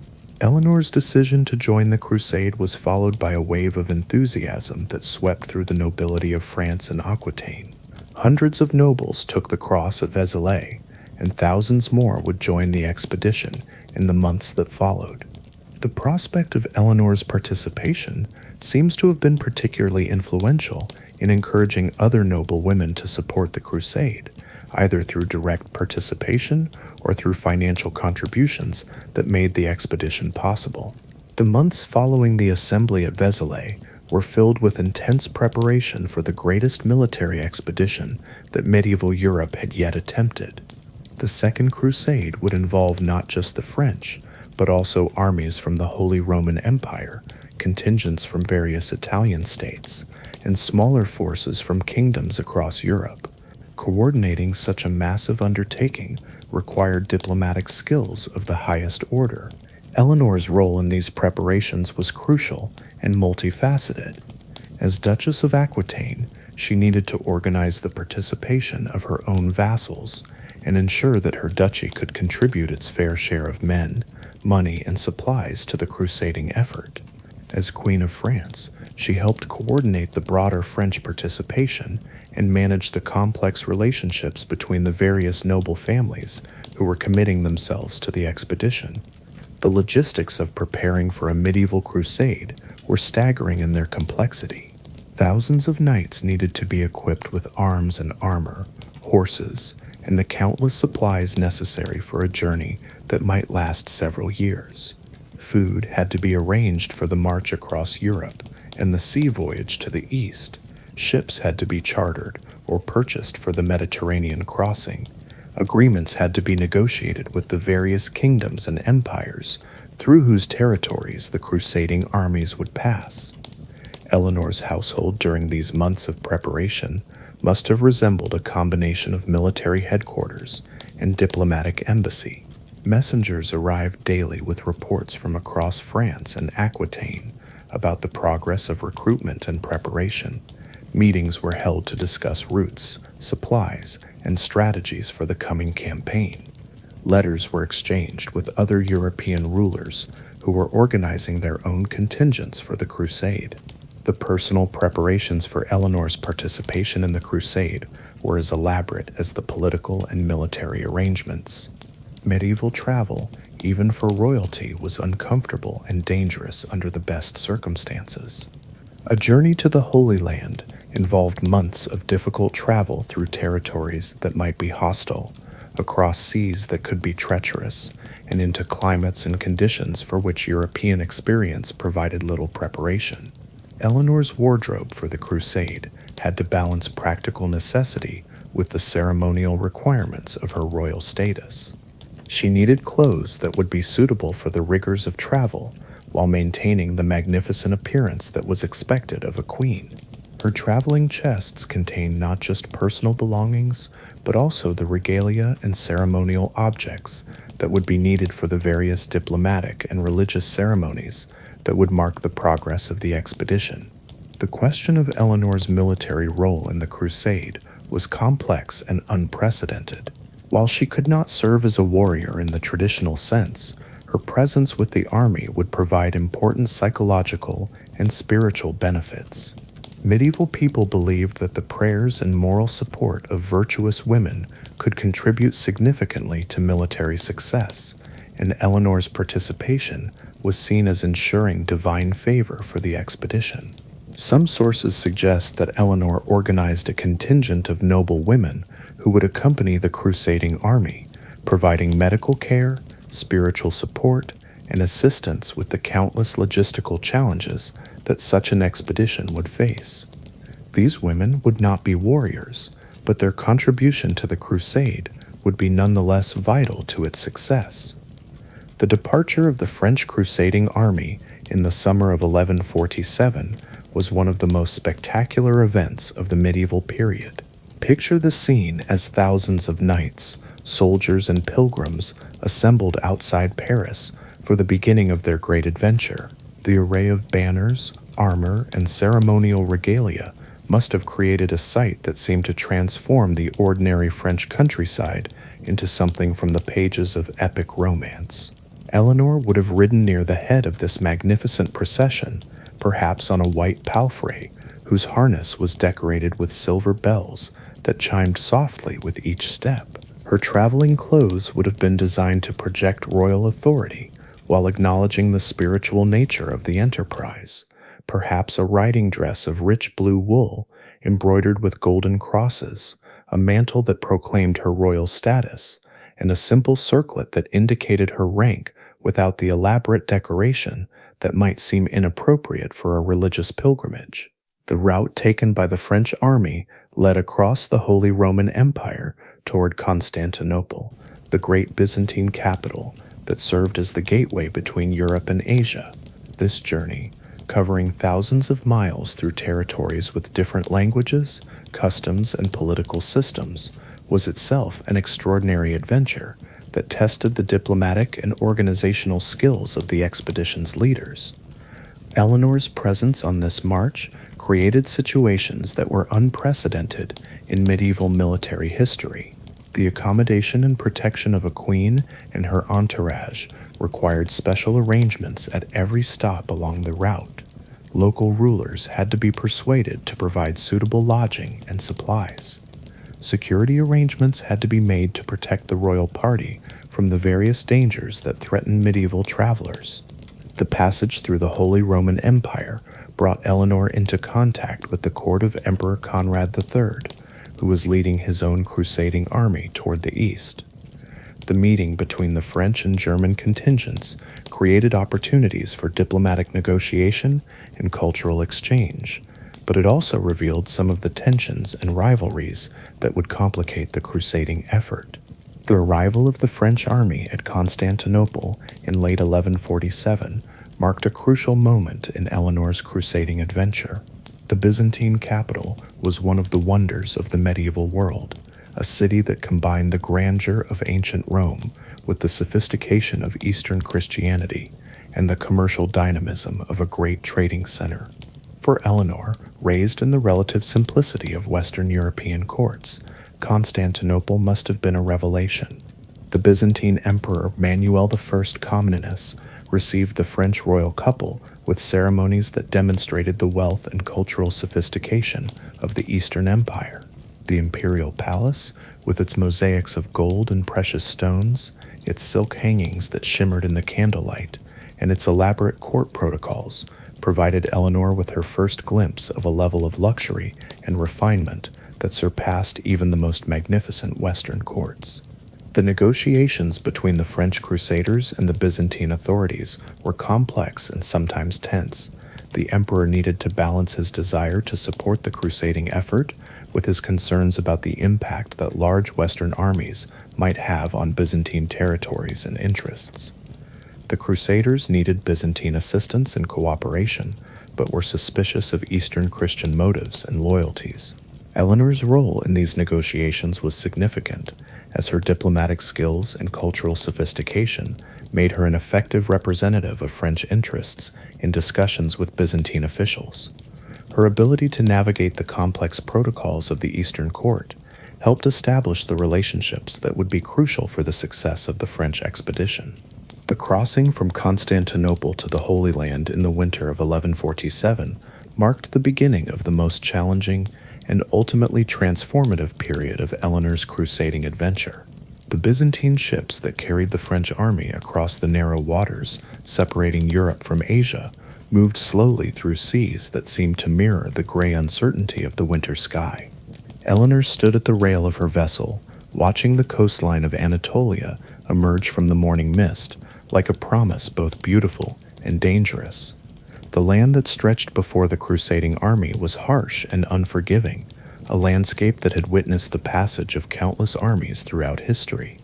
The ancient roads built by Roman engineers still crossed these hills and valleys, but centuries of warfare and neglect had left them broken and treacherous. The Byzantine territories through which the Crusaders would march were populated by people whose loyalty to Constantinople was often uncertain and whose welcome to Western armies was correspondingly cautious. Eleanor's first glimpse of the East must have been both exhilarating and sobering. This was the land where Christ had walked, where the early church had been established, where the great theological debates that shaped Christianity had been conducted, but it was also a land marked by recent warfare, where the delicate balance between Christian and Muslim populations had been disrupted by decades of conflict and conquest. The march through Anatolia tested every aspect of Eleanor's character and preparation. The daily routine of a crusading army bore little resemblance to the ordered ceremonial life of the French court. Dawn brought not the gentle awakening of palace servants, but the harsh calls of military commanders organizing another day's march through difficult terrain. Breakfast was not an elaborate ceremonial meal, but a hurried consumption of whatever provisions could be prepared over campfires that seemed perpetually threatened by wind and weather. Eleanor's traveling household had been organized to maintain some semblance of royal dignity, even under these challenging conditions, but the practical realities of military campaigning made such maintenance increasingly difficult. Her tents, though larger and more comfortable than those of ordinary soldiers, were still vulnerable to the fierce winds that swept across the Anatolian plateau. Her clothes, though made of the finest materials, showed the effects of constant travel and the harsh conditions of winter campaigning. The dangers of the march were constant and varied. The most obvious threat came from Turkish forces that harassed the crusading army with swift cavalry attacks designed to disrupt the column and capture supplies or prisoners. These attacks required constant vigilance and frequent changes in the army's formation and route. Eleanor found herself living in a state of perpetual alertness that was exhausting both physically and emotionally, but the military dangers were matched by challenges that were equally threatening to the success of the expedition. The supply situation became increasingly precarious as the army moved deeper into Anatolia. Local populations were often unable or unwilling to provide the food and fodder that the large crusading force required. The weather turned bitterly cold, with snow and freezing rain that made travel difficult and camping nearly impossible. Disease was perhaps the most feared enemy of medieval armies, and the Second Crusade was no exception. The close quarters of army camps, the uncertain quality of water supplies, and the stress of constant travel created conditions in which illness could spread rapidly through the ranks. Eleanor watched as nobles and common soldiers alike succumbed to fevers, dysentery, and other ailments for which medieval medicine offered few effective treatments. The psychological impact of these hardships on the crusading army was severe. Many of the participants had joined the expedition expecting a triumphant march to the Holy Land, blessed by divine favor and crowned with easy victories over the forces of Islam. Instead, they found themselves struggling simply to survive each day's march through hostile territory, their numbers diminished by disease and enemy action, their supplies dwindling, and their confidence shaken by the apparent absence of the divine protection they had expected. Eleanor's behavior during these trials revealed qualities of leadership and resilience that would serve her throughout her extraordinary life. Rather than retreating into the protected isolation that her rank might have allowed, she made herself visible to the ordinary soldiers of the army, visiting the sick, encouraging the discouraged, and demonstrating through her own endurance that the hardships of the campaign were challenges to be met rather than disasters to be lamented. Her presence among the troops had a profound impact on morale. Medieval soldiers expected their leaders to share in the dangers and discomforts of campaigning, and Eleanor's evident willingness to endure the same hardships as the humblest foot soldier earned her a respect and loyalty that would prove valuable in the difficult months ahead.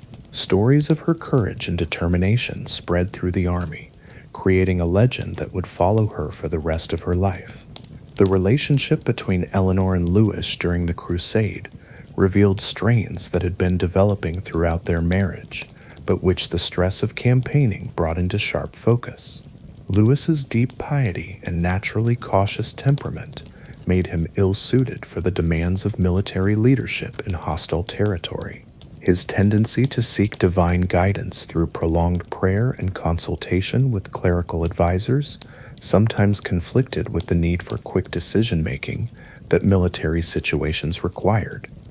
Eleanor's more decisive nature and practical intelligence made her an increasingly important voice in the councils of war that determined the army's strategy and tactics.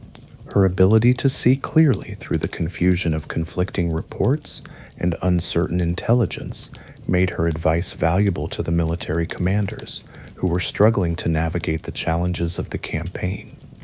The cultural differences between Western and Eastern Christianity became increasingly apparent as the crusading army moved deeper into Byzantine territory. The theological disputes that separated the Roman and Orthodox churches, though abstract when debated in European universities, took on practical significance when they affected the cooperation between crusaders and local Christian populations. Eleanor's education and intelligence made her particularly sensitive to these cultural and religious differences. She observed how the elaborate rituals of Eastern Christianity differed from Western practices, how the architectural styles of Byzantine churches reflected different theological emphases, and how the political relationships between church and state in the East created situations that were unfamiliar to Western crusaders. The arrival of the French army at Antioch in March 1148 marked a crucial turning point in Eleanor's crusading adventure.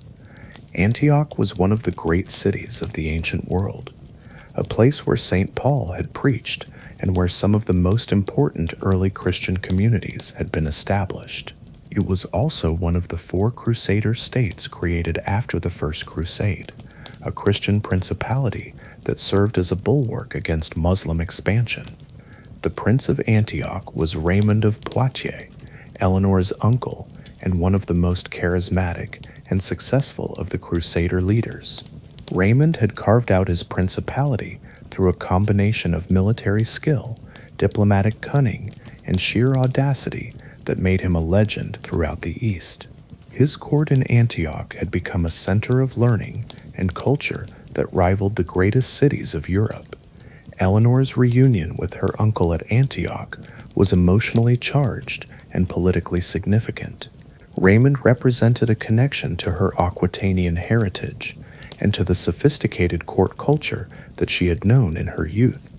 After months of military campaigning in harsh conditions, the luxury and refinement of Raymond's court must have seemed like a return to civilization. Antioch itself was a revelation to Eleanor and the other Western Crusaders. The city combined the architectural grandeur of the classical world with the commercial dynamism of a great trading center. Its markets were filled with goods from across the known world, spices from India, silks from China, precious stones from mysterious lands beyond the horizon of European knowledge. The cultural sophistication of the city's inhabitants reflected centuries of contact between different civilizations. Raymond's strategic situation in Antioch was precarious, but full of opportunity. His principality was threatened by the growing power of Nur ad-Din, the Muslim ruler who had consolidated control over much of northern Syria. But the arrival of the French crusading army offered Raymond the possibility of mounting major offensive operations that could secure Antioch's position and perhaps expand Christian control in the region. The strategic debates that took place in Antioch during the spring of 1148 revealed fundamental disagreements about the purposes and priorities of the Second Crusade. Raymond argued that the crusading army should focus on the immediate threat posed by Nur ad-Din, whose defeat would secure the northern Crusader states and provide a foundation for further expansion. This strategy made military and political sense, but it conflicted with the religious motivations that had inspired many Crusaders to join the expedition. Louis and many of the French nobles were primarily interested in fulfilling their crusading vows by visiting the holy sites of Jerusalem and defending the Holy Sepulchre. From their perspective, the crusade was fundamentally a pilgrimage, and any military operations should be directed toward the recovery of Jerusalem rather than the defense of Antioch or other northern territories. Eleanor found herself caught between these competing visions of the crusade's purpose. Her family connection to Raymond and her political understanding of the strategic situation made her sympathetic to his arguments for focusing on the northern threat. But her position as Queen of France required her to support her husband's priorities and maintain the unity of the French expedition. The personal relationships that developed during the stay in Antioch became the subject of rumors and speculation that would follow Eleanor for the rest of her life. Medieval chroniclers, writing years or decades after the events, suggested that Eleanor's relationship with her uncle Raymond was improper and that her support for his strategic proposals was motivated by personal rather than political considerations. These allegations reflected the tendency of medieval writers to explain women's political activities in terms of personal relationships rather than acknowledging their capacity for independent judgment about strategic and diplomatic questions. Eleanor's evident intelligence and her active participation in the strategic debates at Antioch challenged medieval assumptions about women's roles in political decision-making.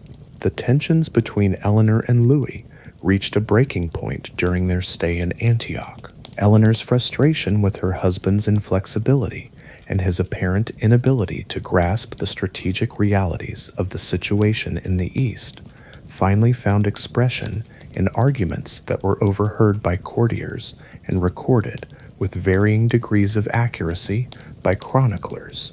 The specific details of these arguments remain unclear, but the general pattern seems to have involved Eleanor's insistence that the crusading army should support Raymond's strategic plans and Louis's equally firm determination to continue toward Jerusalem.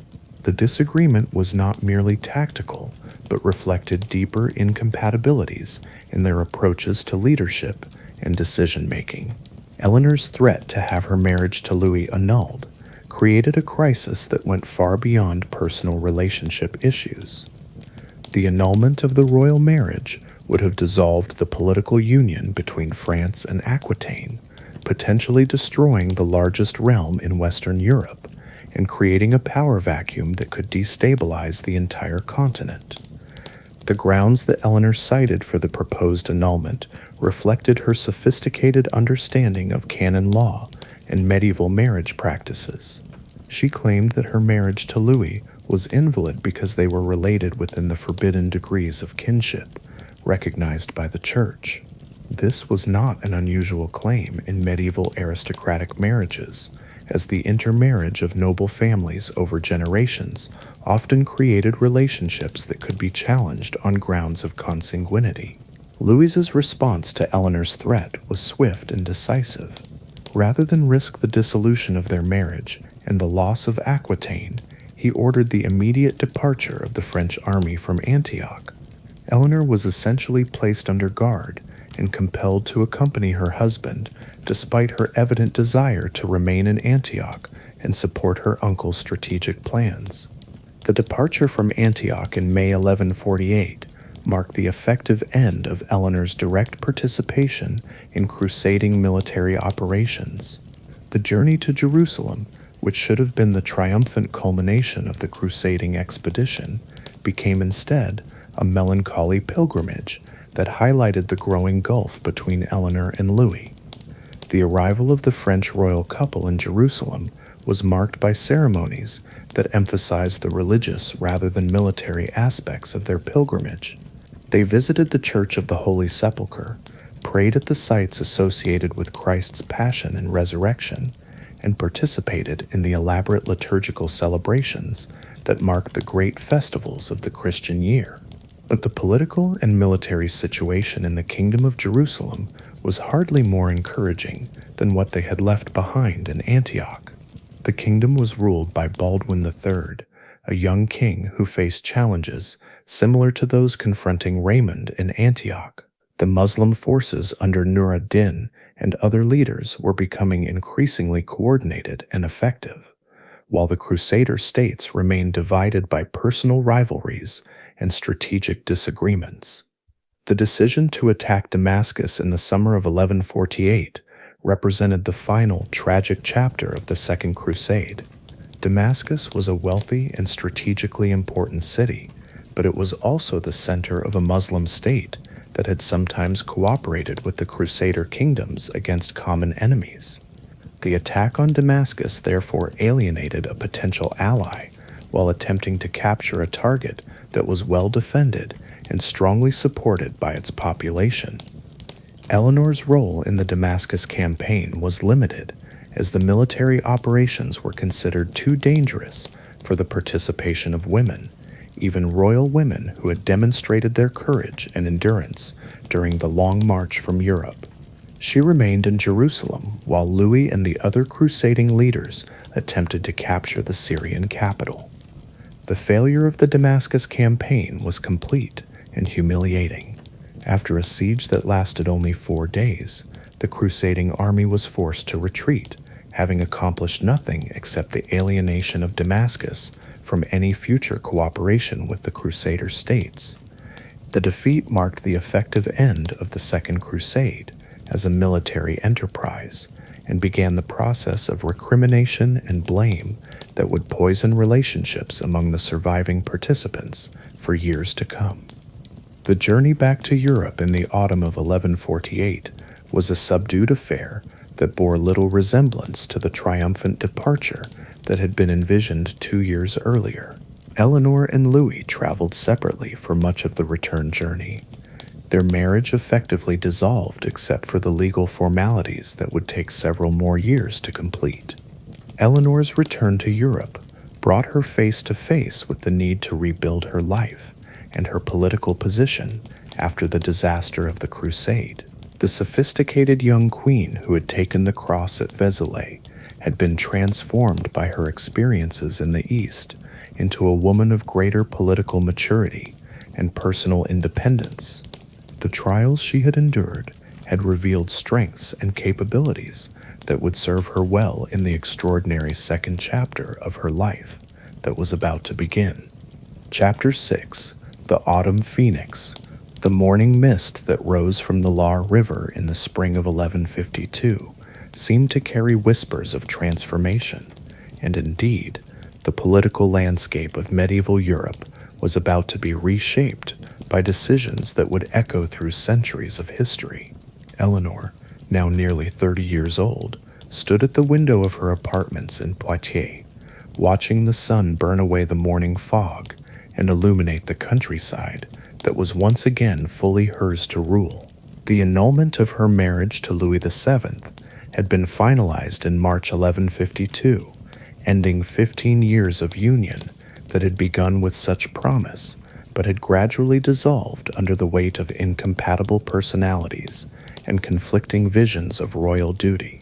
The Church's formal recognition that Eleanor and Louis were related within the forbidden degrees of kinship had provided the legal mechanism for dissolution, but the real causes lay deeper in fundamental differences about governance, culture, and the proper role of women in medieval society. Eleanor's return to Aquitaine as its sole ruler marked the beginning of what would prove to be the most remarkable phase of her extraordinary life. At an age when most medieval women would have been settling into the quiet routine of widowhood or the restricted role of a retired queen mother, Eleanor was preparing to embark on adventures that would make her one of the most powerful and influential figures in European history. The duchy that welcomed Eleanor back was the same sophisticated, prosperous land that had shaped her youth, but she returned to it as a woman transformed by experience. The cultured girl who had left Poitiers to marry the King of France had been replaced by a mature woman who had witnessed the courts of Constantinople, endured the hardships of crusading warfare, navigated the complex politics of the Holy Land, and emerged from the collapse of her marriage with her intelligence, determination, and political acumen not only intact but enhanced. The practical challenges of resuming direct rule over Aquitaine required all of Eleanor's administrative and diplomatic skills. 15 years of rule by a French king, however titular, had created situations that required careful resolution. Some Aquitanian nobles had developed relationships with the French court that might compromise their loyalty to Eleanor's independent rule. The complex web of feudal obligations that bound the duchy together needed to be rewoven with Eleanor at its center, rather than as an intermediary between Aquitaine and France. Eleanor's first months as a restored duchess were spent in the patient work of re-establishing her authority throughout her domains. She traveled extensively through Aquitaine, visiting cities and towns where she had not been seen for years, renewing relationships with local nobles and church leaders, and demonstrating through her presence that the duchy was once again ruled by its hereditary duchess, rather than by distant French authority. These progresses through her duchy provided Eleanor with opportunities to observe how Aquitaine had changed during her absence, and to assess the challenges and opportunities that faced her as an independent ruler. The economic prosperity that had always been Aquitaine's greatest strength remained intact. The wine trade continued to flourish, the pilgrimage routes brought steady streams of travelers and revenue, and the cultural sophistication that had made Aquitaine famous throughout Europe continued to attract scholars, artists, and poets from across the continent. But the political situation in Europe had become more complex and dangerous during Eleanor's years as Queen of France. The balance of power that had provided relative stability was shifting as ambitious rulers sought to expand their territories and influence. The Holy Roman Empire remained a formidable force in Central Europe. The kingdoms of England and France were engaged in their perpetual rivalry, and the various Italian states continued their complex dance of alliance and opposition. Eleanor's position as the ruler of the wealthiest duchy in France made her one of the most attractive marriage prospects in Europe, but it also made her a target for ambitious men who might seek to control Aquitaine through marriage to its duchess. The months following her annulment were filled with diplomatic activity, as various suitors, ranging from European princes to powerful nobles, sought to win her hand and gain control over her vast domains. The marriage negotiations that swirled around Eleanor during this period revealed the extent to which she had learned to control her own destiny. Unlike her first marriage, which had been arranged by her father as she approached adulthood, Eleanor was now free to choose her own husband according to her own political and personal preferences. This freedom was extraordinary for a medieval woman, even one of royal rank, and Eleanor was determined to use it wisely. The suitor who ultimately won Eleanor's hand was Henry Plantagenet, Duke of Normandy and Count of Anjou, a young man whose ambitions matched her own and whose territories, when combined with Aquitaine, would create an empire that stretched from Scotland to the Pyrenees. Henry was 11 years younger than Eleanor, energetic, intelligent, and possessed of a political vision that complemented her own understanding of medieval statecraft. The courtship between Eleanor and Henry was conducted with a speed and secrecy that shocked medieval Europe. Within 8 weeks of her annulment from Louis VII, Eleanor had married Henry in a private ceremony at Poitiers on May 18, 1152. The wedding was deliberately simple, avoiding the elaborate ceremonial that might have attracted unwanted attention from those who would have opposed the union. The marriage between Eleanor and Henry created what historians would later call the Angevin Empire, a collection of territories that made its rulers the most powerful monarchs in Western Europe. Henry's inheritance included Normandy, with its strategic position controlling access to the English Channel, Anjou, with its fertile river valleys and strategic castles, and a claim to the English throne that would soon be pressed with Eleanor's support. The early months of Eleanor's second marriage were spent in the complex process of integrating their various territories into a coherent administrative and military system. The challenges were enormous, as each region had its own legal traditions, cultural characteristics, and political structures that had to be respected while creating overall unity of purpose and policy. Eleanor's role in this process was crucial and multifaceted. Her knowledge of Aquitaine's administrative systems, her understanding of the relationships between the various noble families of southern France, and her experience in managing complex diplomatic relationships made her an invaluable partner in Henry's efforts to create effective governance across their combined domains. The birth of their first child, William, in 1153, provided the Angevin Empire with an heir and demonstrated the fertility that had been such a source of frustration during Eleanor's marriage to Louis VII. The arrival of a son was celebrated throughout their territories as evidence of divine blessing on the union and as assurance of dynastic continuity for the new empire. Henry's successful claim to the English throne in 1154, following the death of King Stephen, transformed Eleanor from Duchess of Aquitaine and Countess of Anjou into Queen of England, one of the most prestigious titles in medieval Europe. The coronation ceremony at Westminster Abbey on December 19, 1154, marked the formal beginning of what would be one of the most remarkable royal partnerships in European history. Eleanor's arrival in England as its new queen brought continental sophistication to a kingdom that had been isolated from European cultural developments during the Civil War that had raged throughout Stephen's reign. The English court, under Eleanor's influence, became a center of learning and artistic achievement that rivaled the greatest courts of Europe.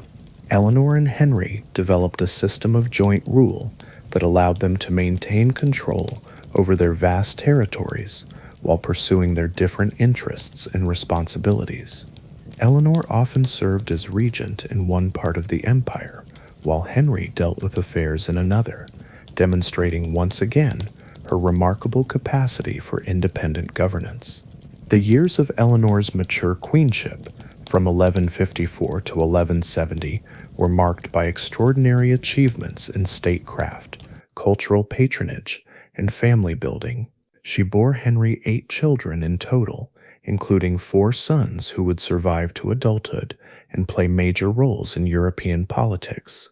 The court that she maintained, whether in England, France, or her beloved Aquitaine, became famous throughout Europe for its cultural sophistication and political importance.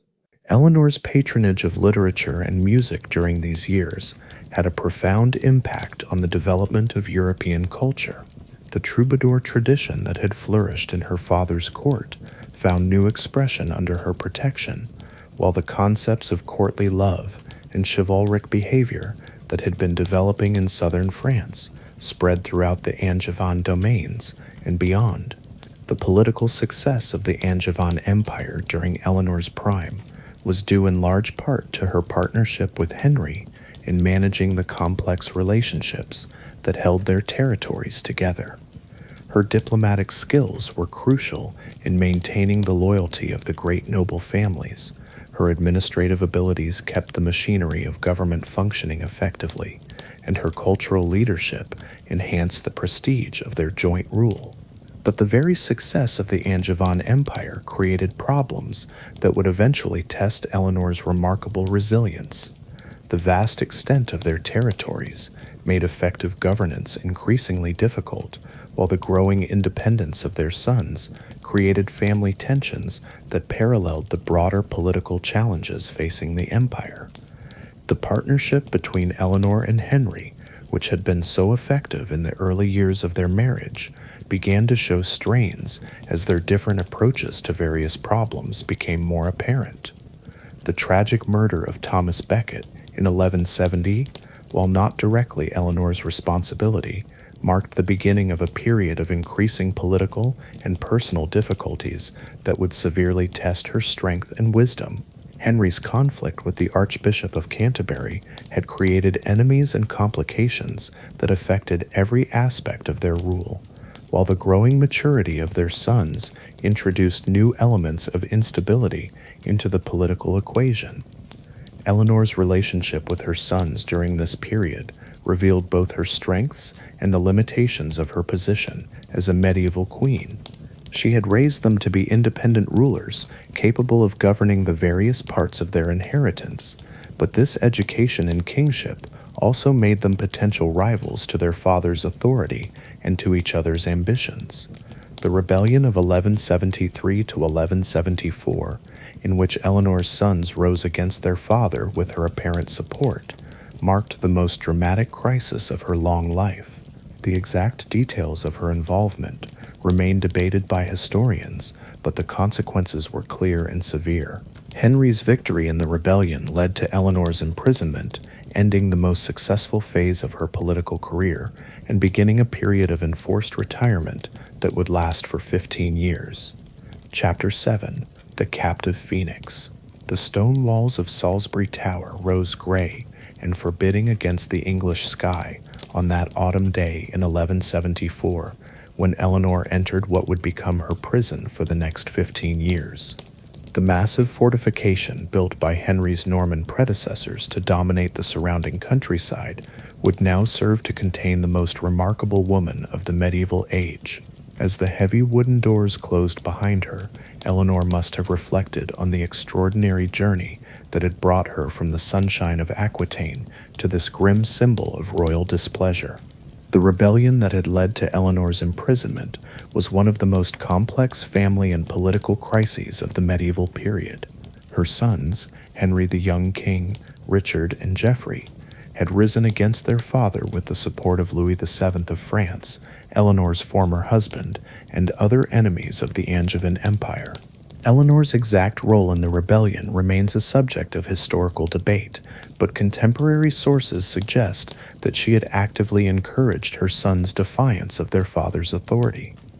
The reasons for Eleanor's support of the rebellion reflected her growing dissatisfaction with Henry's increasingly autocratic style of rule and her concern for the future of her beloved Aquitaine.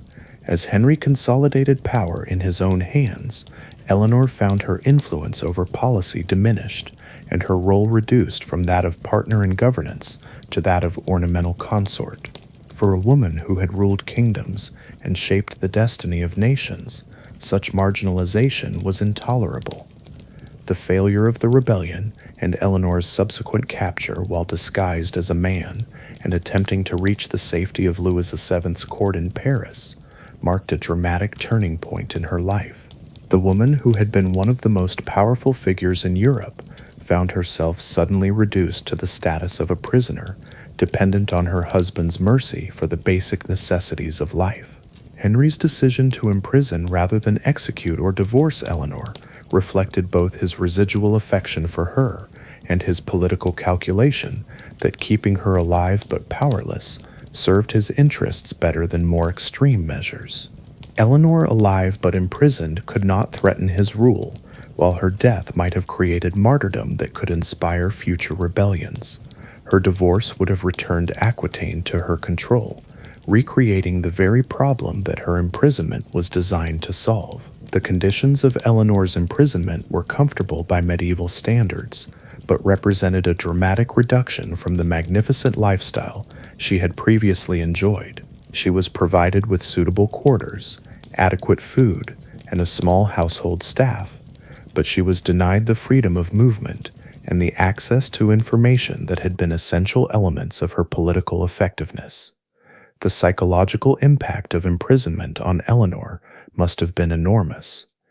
The woman who had traveled from the courts of Paris to the Holy Land, who had managed vast territories and complex diplomatic relationships, who had been accustomed to making decisions that affected the lives of millions, found herself reduced to the narrow confines of a single castle with nothing to do but wait and remember. Yet Eleanor's response to imprisonment revealed the remarkable resilience that had characterized her entire life.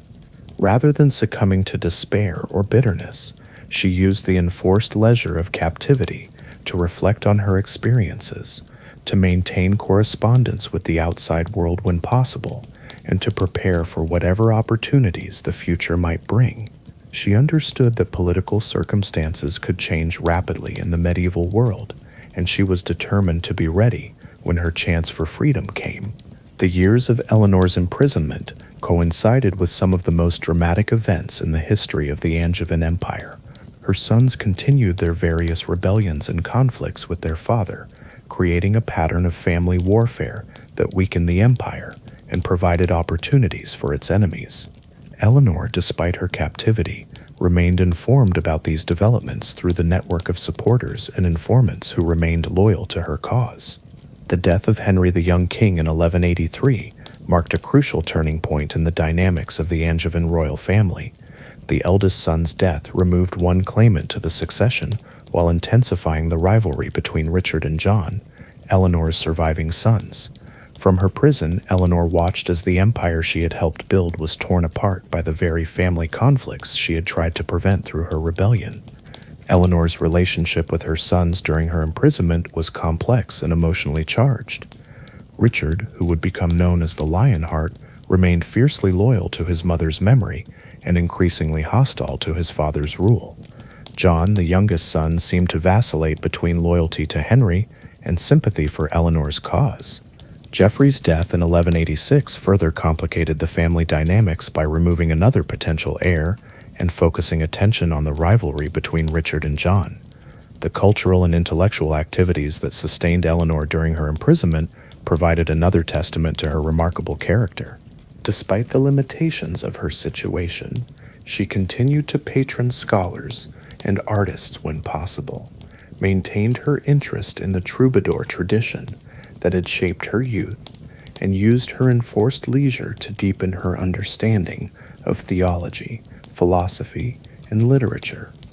Letters and documents from Eleanor's imprisonment period, though limited in number, reveal a woman who had lost none of her intelligence or political acumen despite years of captivity. Her correspondence shows sophisticated understanding of the political developments occurring beyond her prison walls and careful preparation for the role she might play when circumstances allowed her return to active political life. The death of Henry II in 1189 marked the end of Eleanor's imprisonment and the beginning of the final, perhaps most remarkable phase of her extraordinary life. Richard's accession to the throne brought immediate freedom for his mother and recognition of her crucial importance to the stability of the Angevin Empire. The woman who had been locked away as a threat to royal authority was suddenly needed as a pillar of royal legitimacy. Eleanor's emergence from 15 years of imprisonment at the age of 67 might have marked the end of most medieval careers, but for Eleanor, it was the beginning of a new chapter of political activity that would be as remarkable as anything she had achieved in her youth. The empire she had helped create was in crisis, threatened by external enemies and internal divisions, and Eleanor's experience and wisdom would prove crucial to its survival. The transformation of Eleanor from prisoner to power behind the throne occurred with startling rapidity. Within days of Henry's death, she was traveling throughout the Angevin domains, releasing political prisoners, settling disputes, and demonstrating that despite her years of captivity, she retained both the will and the ability to exercise effective political leadership. Chapter 8. The Phoenix Rises Again. The Great Hall of Westminster Palace had rarely seen such a remarkable sight as it did on the September morning in 1189 when Eleanor of Aquitaine, now 67 years old and freed after 15 years of imprisonment, presided over the council that would organize her son Richard's coronation. The woman who entered that hall bore little resemblance to the young duchess who had first taken the cross at Vézelay more than 40 years earlier, yet the intelligence in her eyes and the authority in her bearing proclaimed unmistakably that she remained one of the most formidable political figures in Europe. Eleanor's physical appearance after her long imprisonment reflected both the hardships she had endured and the indomitable spirit that had sustained her through those dark years. Her hair, now silver white, was arranged with the careful attention to dignity that had always characterized her public presentations. Her clothes, though magnificent, were chosen to emphasize her role as the Queen Mother rather than to compete with younger women for attention. The lines on her face spoke of experience and wisdom rather than mere age, while her movements retained the grace that had made her famous throughout Europe in her youth. The political situation that Eleanor confronted upon her release from imprisonment would have daunted a leader half her age. The Angevin Empire was in crisis, threatened by the ambitions of Philip Augustus of France, weakened by years of internal conflict, and facing the enormous financial and organizational challenges of mounting a new crusade to the Holy Land. Richard's determination to participate in the Third Crusade meant that Eleanor would need to serve as regent during his absence, managing an empire that stretched from Scotland to the Pyrenees, while her son pursued military glory in the east. The administrative challenges of governing the Angevin Empire in Richard's absence required Eleanor to demonstrate once again her remarkable capacity for political leadership. At an age when most medieval women would have been relegated to the role of advisor or ceremonial figure, Eleanor found herself making decisions that affected the lives of millions of subjects and the balance of power throughout Europe. Her first priority was the stabilization of England, where Richard's hasty departure for the crusade had left numerous problems unresolved. The financing of the crusading expedition had required heavy taxation that created resentment among both nobles and common people. The appointment of officials to govern in Richard's absence had been handled hastily, creating opportunities for corruption and abuse that threatened to undermine royal authority. Eleanor's approach to these problems demonstrated the political wisdom she had acquired through 6 decades of experience in the highest levels of medieval statecraft. Rather than attempting to impose solutions through force, she used diplomacy and compromise to build consensus among the various factions that competed for influence in Richard's absence. Her advanced age, which might have been a liability in other circumstances, actually enhanced her authority by placing her above the petty rivalries that motivated younger courtiers. The management of Richard's crusading expedition from England required Eleanor to coordinate with political and military leaders across Europe while maintaining effective governance of her own territories. The logistical challenges were enormous, involving the movement of men, money, and supplies across thousands of miles of territory controlled by various rulers who might or might not be friendly to Angevin interests. Eleanor's correspondence during this period reveals a queen mother who had lost none of her diplomatic skills or political acumen during her years of imprisonment. Her letters to Pope Celestine III regarding crusading privileges, to Philip Augustus about territorial disputes, and to various European nobles about military cooperation show sophisticated understanding of the complex relationships that shaped European politics in the late 12th century. The news of Richard's capture while returning from the Holy Land in 1192 created the greatest crisis of Eleanor's long career. The king's imprisonment by Leopold of Austria and subsequent transfer to the custody of Holy Roman Emperor Henry VI threatened not only Richard's life, but the survival of the entire Angevin Empire. Without effective royal leadership, the territories that Eleanor and Henry II had assembled might fragment into their constituent parts, undoing decades of careful political construction. Eleanor's response to this crisis demonstrated once again her remarkable resilience and political capability. Despite being nearly 70 years old, she embarked on a diplomatic campaign that took her across Europe, negotiating with emperors and popes, raising enormous sums of money for Richard's ransom, and maintaining the loyalty of their subjects during the uncertainty surrounding their king's fate. The successful negotiation of Richard's release required Eleanor to employ every diplomatic skill she had acquired during her extraordinary career. The sum demanded for Richard's ransom, 50,000 marks of silver, was enormous by medieval standards, equivalent to several years' revenue for the English crown. Raising this money required careful negotiation with noble families, church leaders, and merchant communities throughout the Angevin domains. Eleanor's personal involvement in the ransom negotiations took her to the imperial court at Speyer, where she confronted Emperor Henry VI in direct diplomatic negotiation. The spectacle of a 70-year-old queen mother facing down one of the most powerful rulers in Europe to secure her son's freedom became legendary, demonstrating that Eleanor's political skills had not diminished despite her advanced age and years of imprisonment.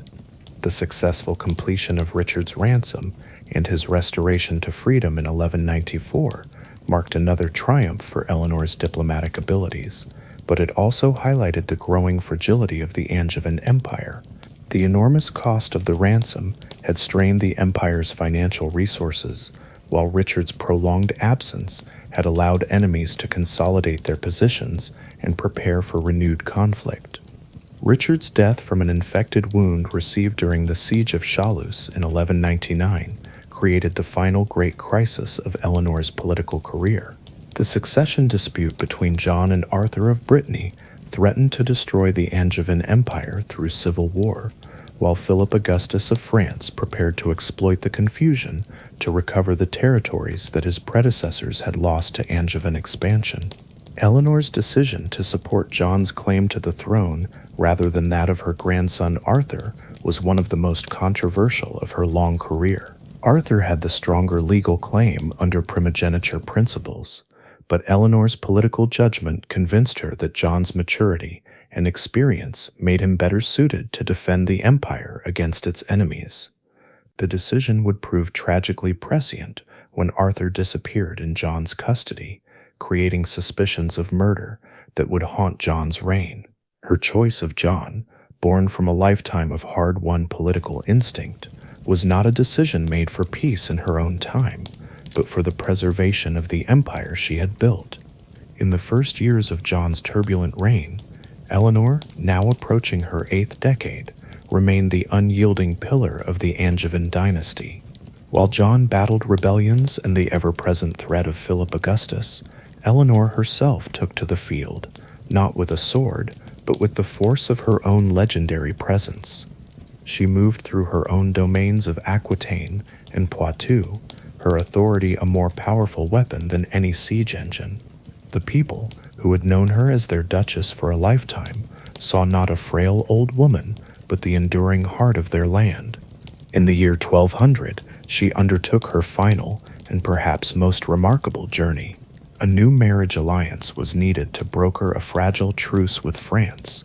It fell to Eleanor to select one of her own granddaughters, the princesses of Castile, to become the future French queen. At nearly 80 years of age, she set out from her beloved Fontevraud, her will of force against the biting winter winds. She traversed the length of France and crossed the treacherous, snow-covered passes of the Pyrenees. Imagine the sight: the aged queen, wrapped in furs, her gaze still sharp and discerning as she surveyed her granddaughters. She did not choose the eldest, Urraca, but the younger, Blanche. In Blanche, she recognized the spark of intelligence, resilience, and political acumen that had defined her own life.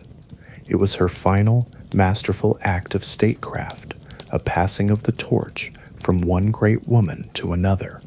Having secured her choice, she began the long journey home, escorting the young Blanche to her new life, a final gift of stability to a precarious world. Exhausted but triumphant, Eleanor at last retired from the grand stage. She returned to the hallowed quiet of Fontevraud Abbey, a place of peace and memory. Here, among the gentle chants of the nuns, she could finally lay down the immense weight of her titles and responsibilities. The abbey was her final sanctuary, its stone walls holding the echoes of her family's history. Her husband, Henry, was buried here. Her beloved son, Richard the Lionheart, rested here as well. In the spring of 1204, as the world she had so tirelessly navigated continued its ceaseless dance of conflict and ambition, Eleanor of Aquitaine, Duchess of Aquitaine, Queen of France, and Queen of England, finally closed her eyes. She was laid to rest beside the king and the son she had both loved and battled. Her death marked the end of an era, the closing of a chapter in the great book of history. For over 60 years, she had been a central figure on the European stage, a woman of extraordinary intelligence, boundless energy, and unshakable will. She had been a patron of poets, a leader of armies, a shrewd diplomat, and the mother of kings. Her life was a long and winding river, flowing from the sun-drenched courts of the south to the misty shores of England, a life of dazzling triumphs and profound sorrows. And now, that river had finally reached the calm and endless sea. As you drift into sleep, imagine this remarkable queen, her story a testament to a life lived to its absolute fullest, now finding her eternal peaceful rest in the quiet heart of her empire.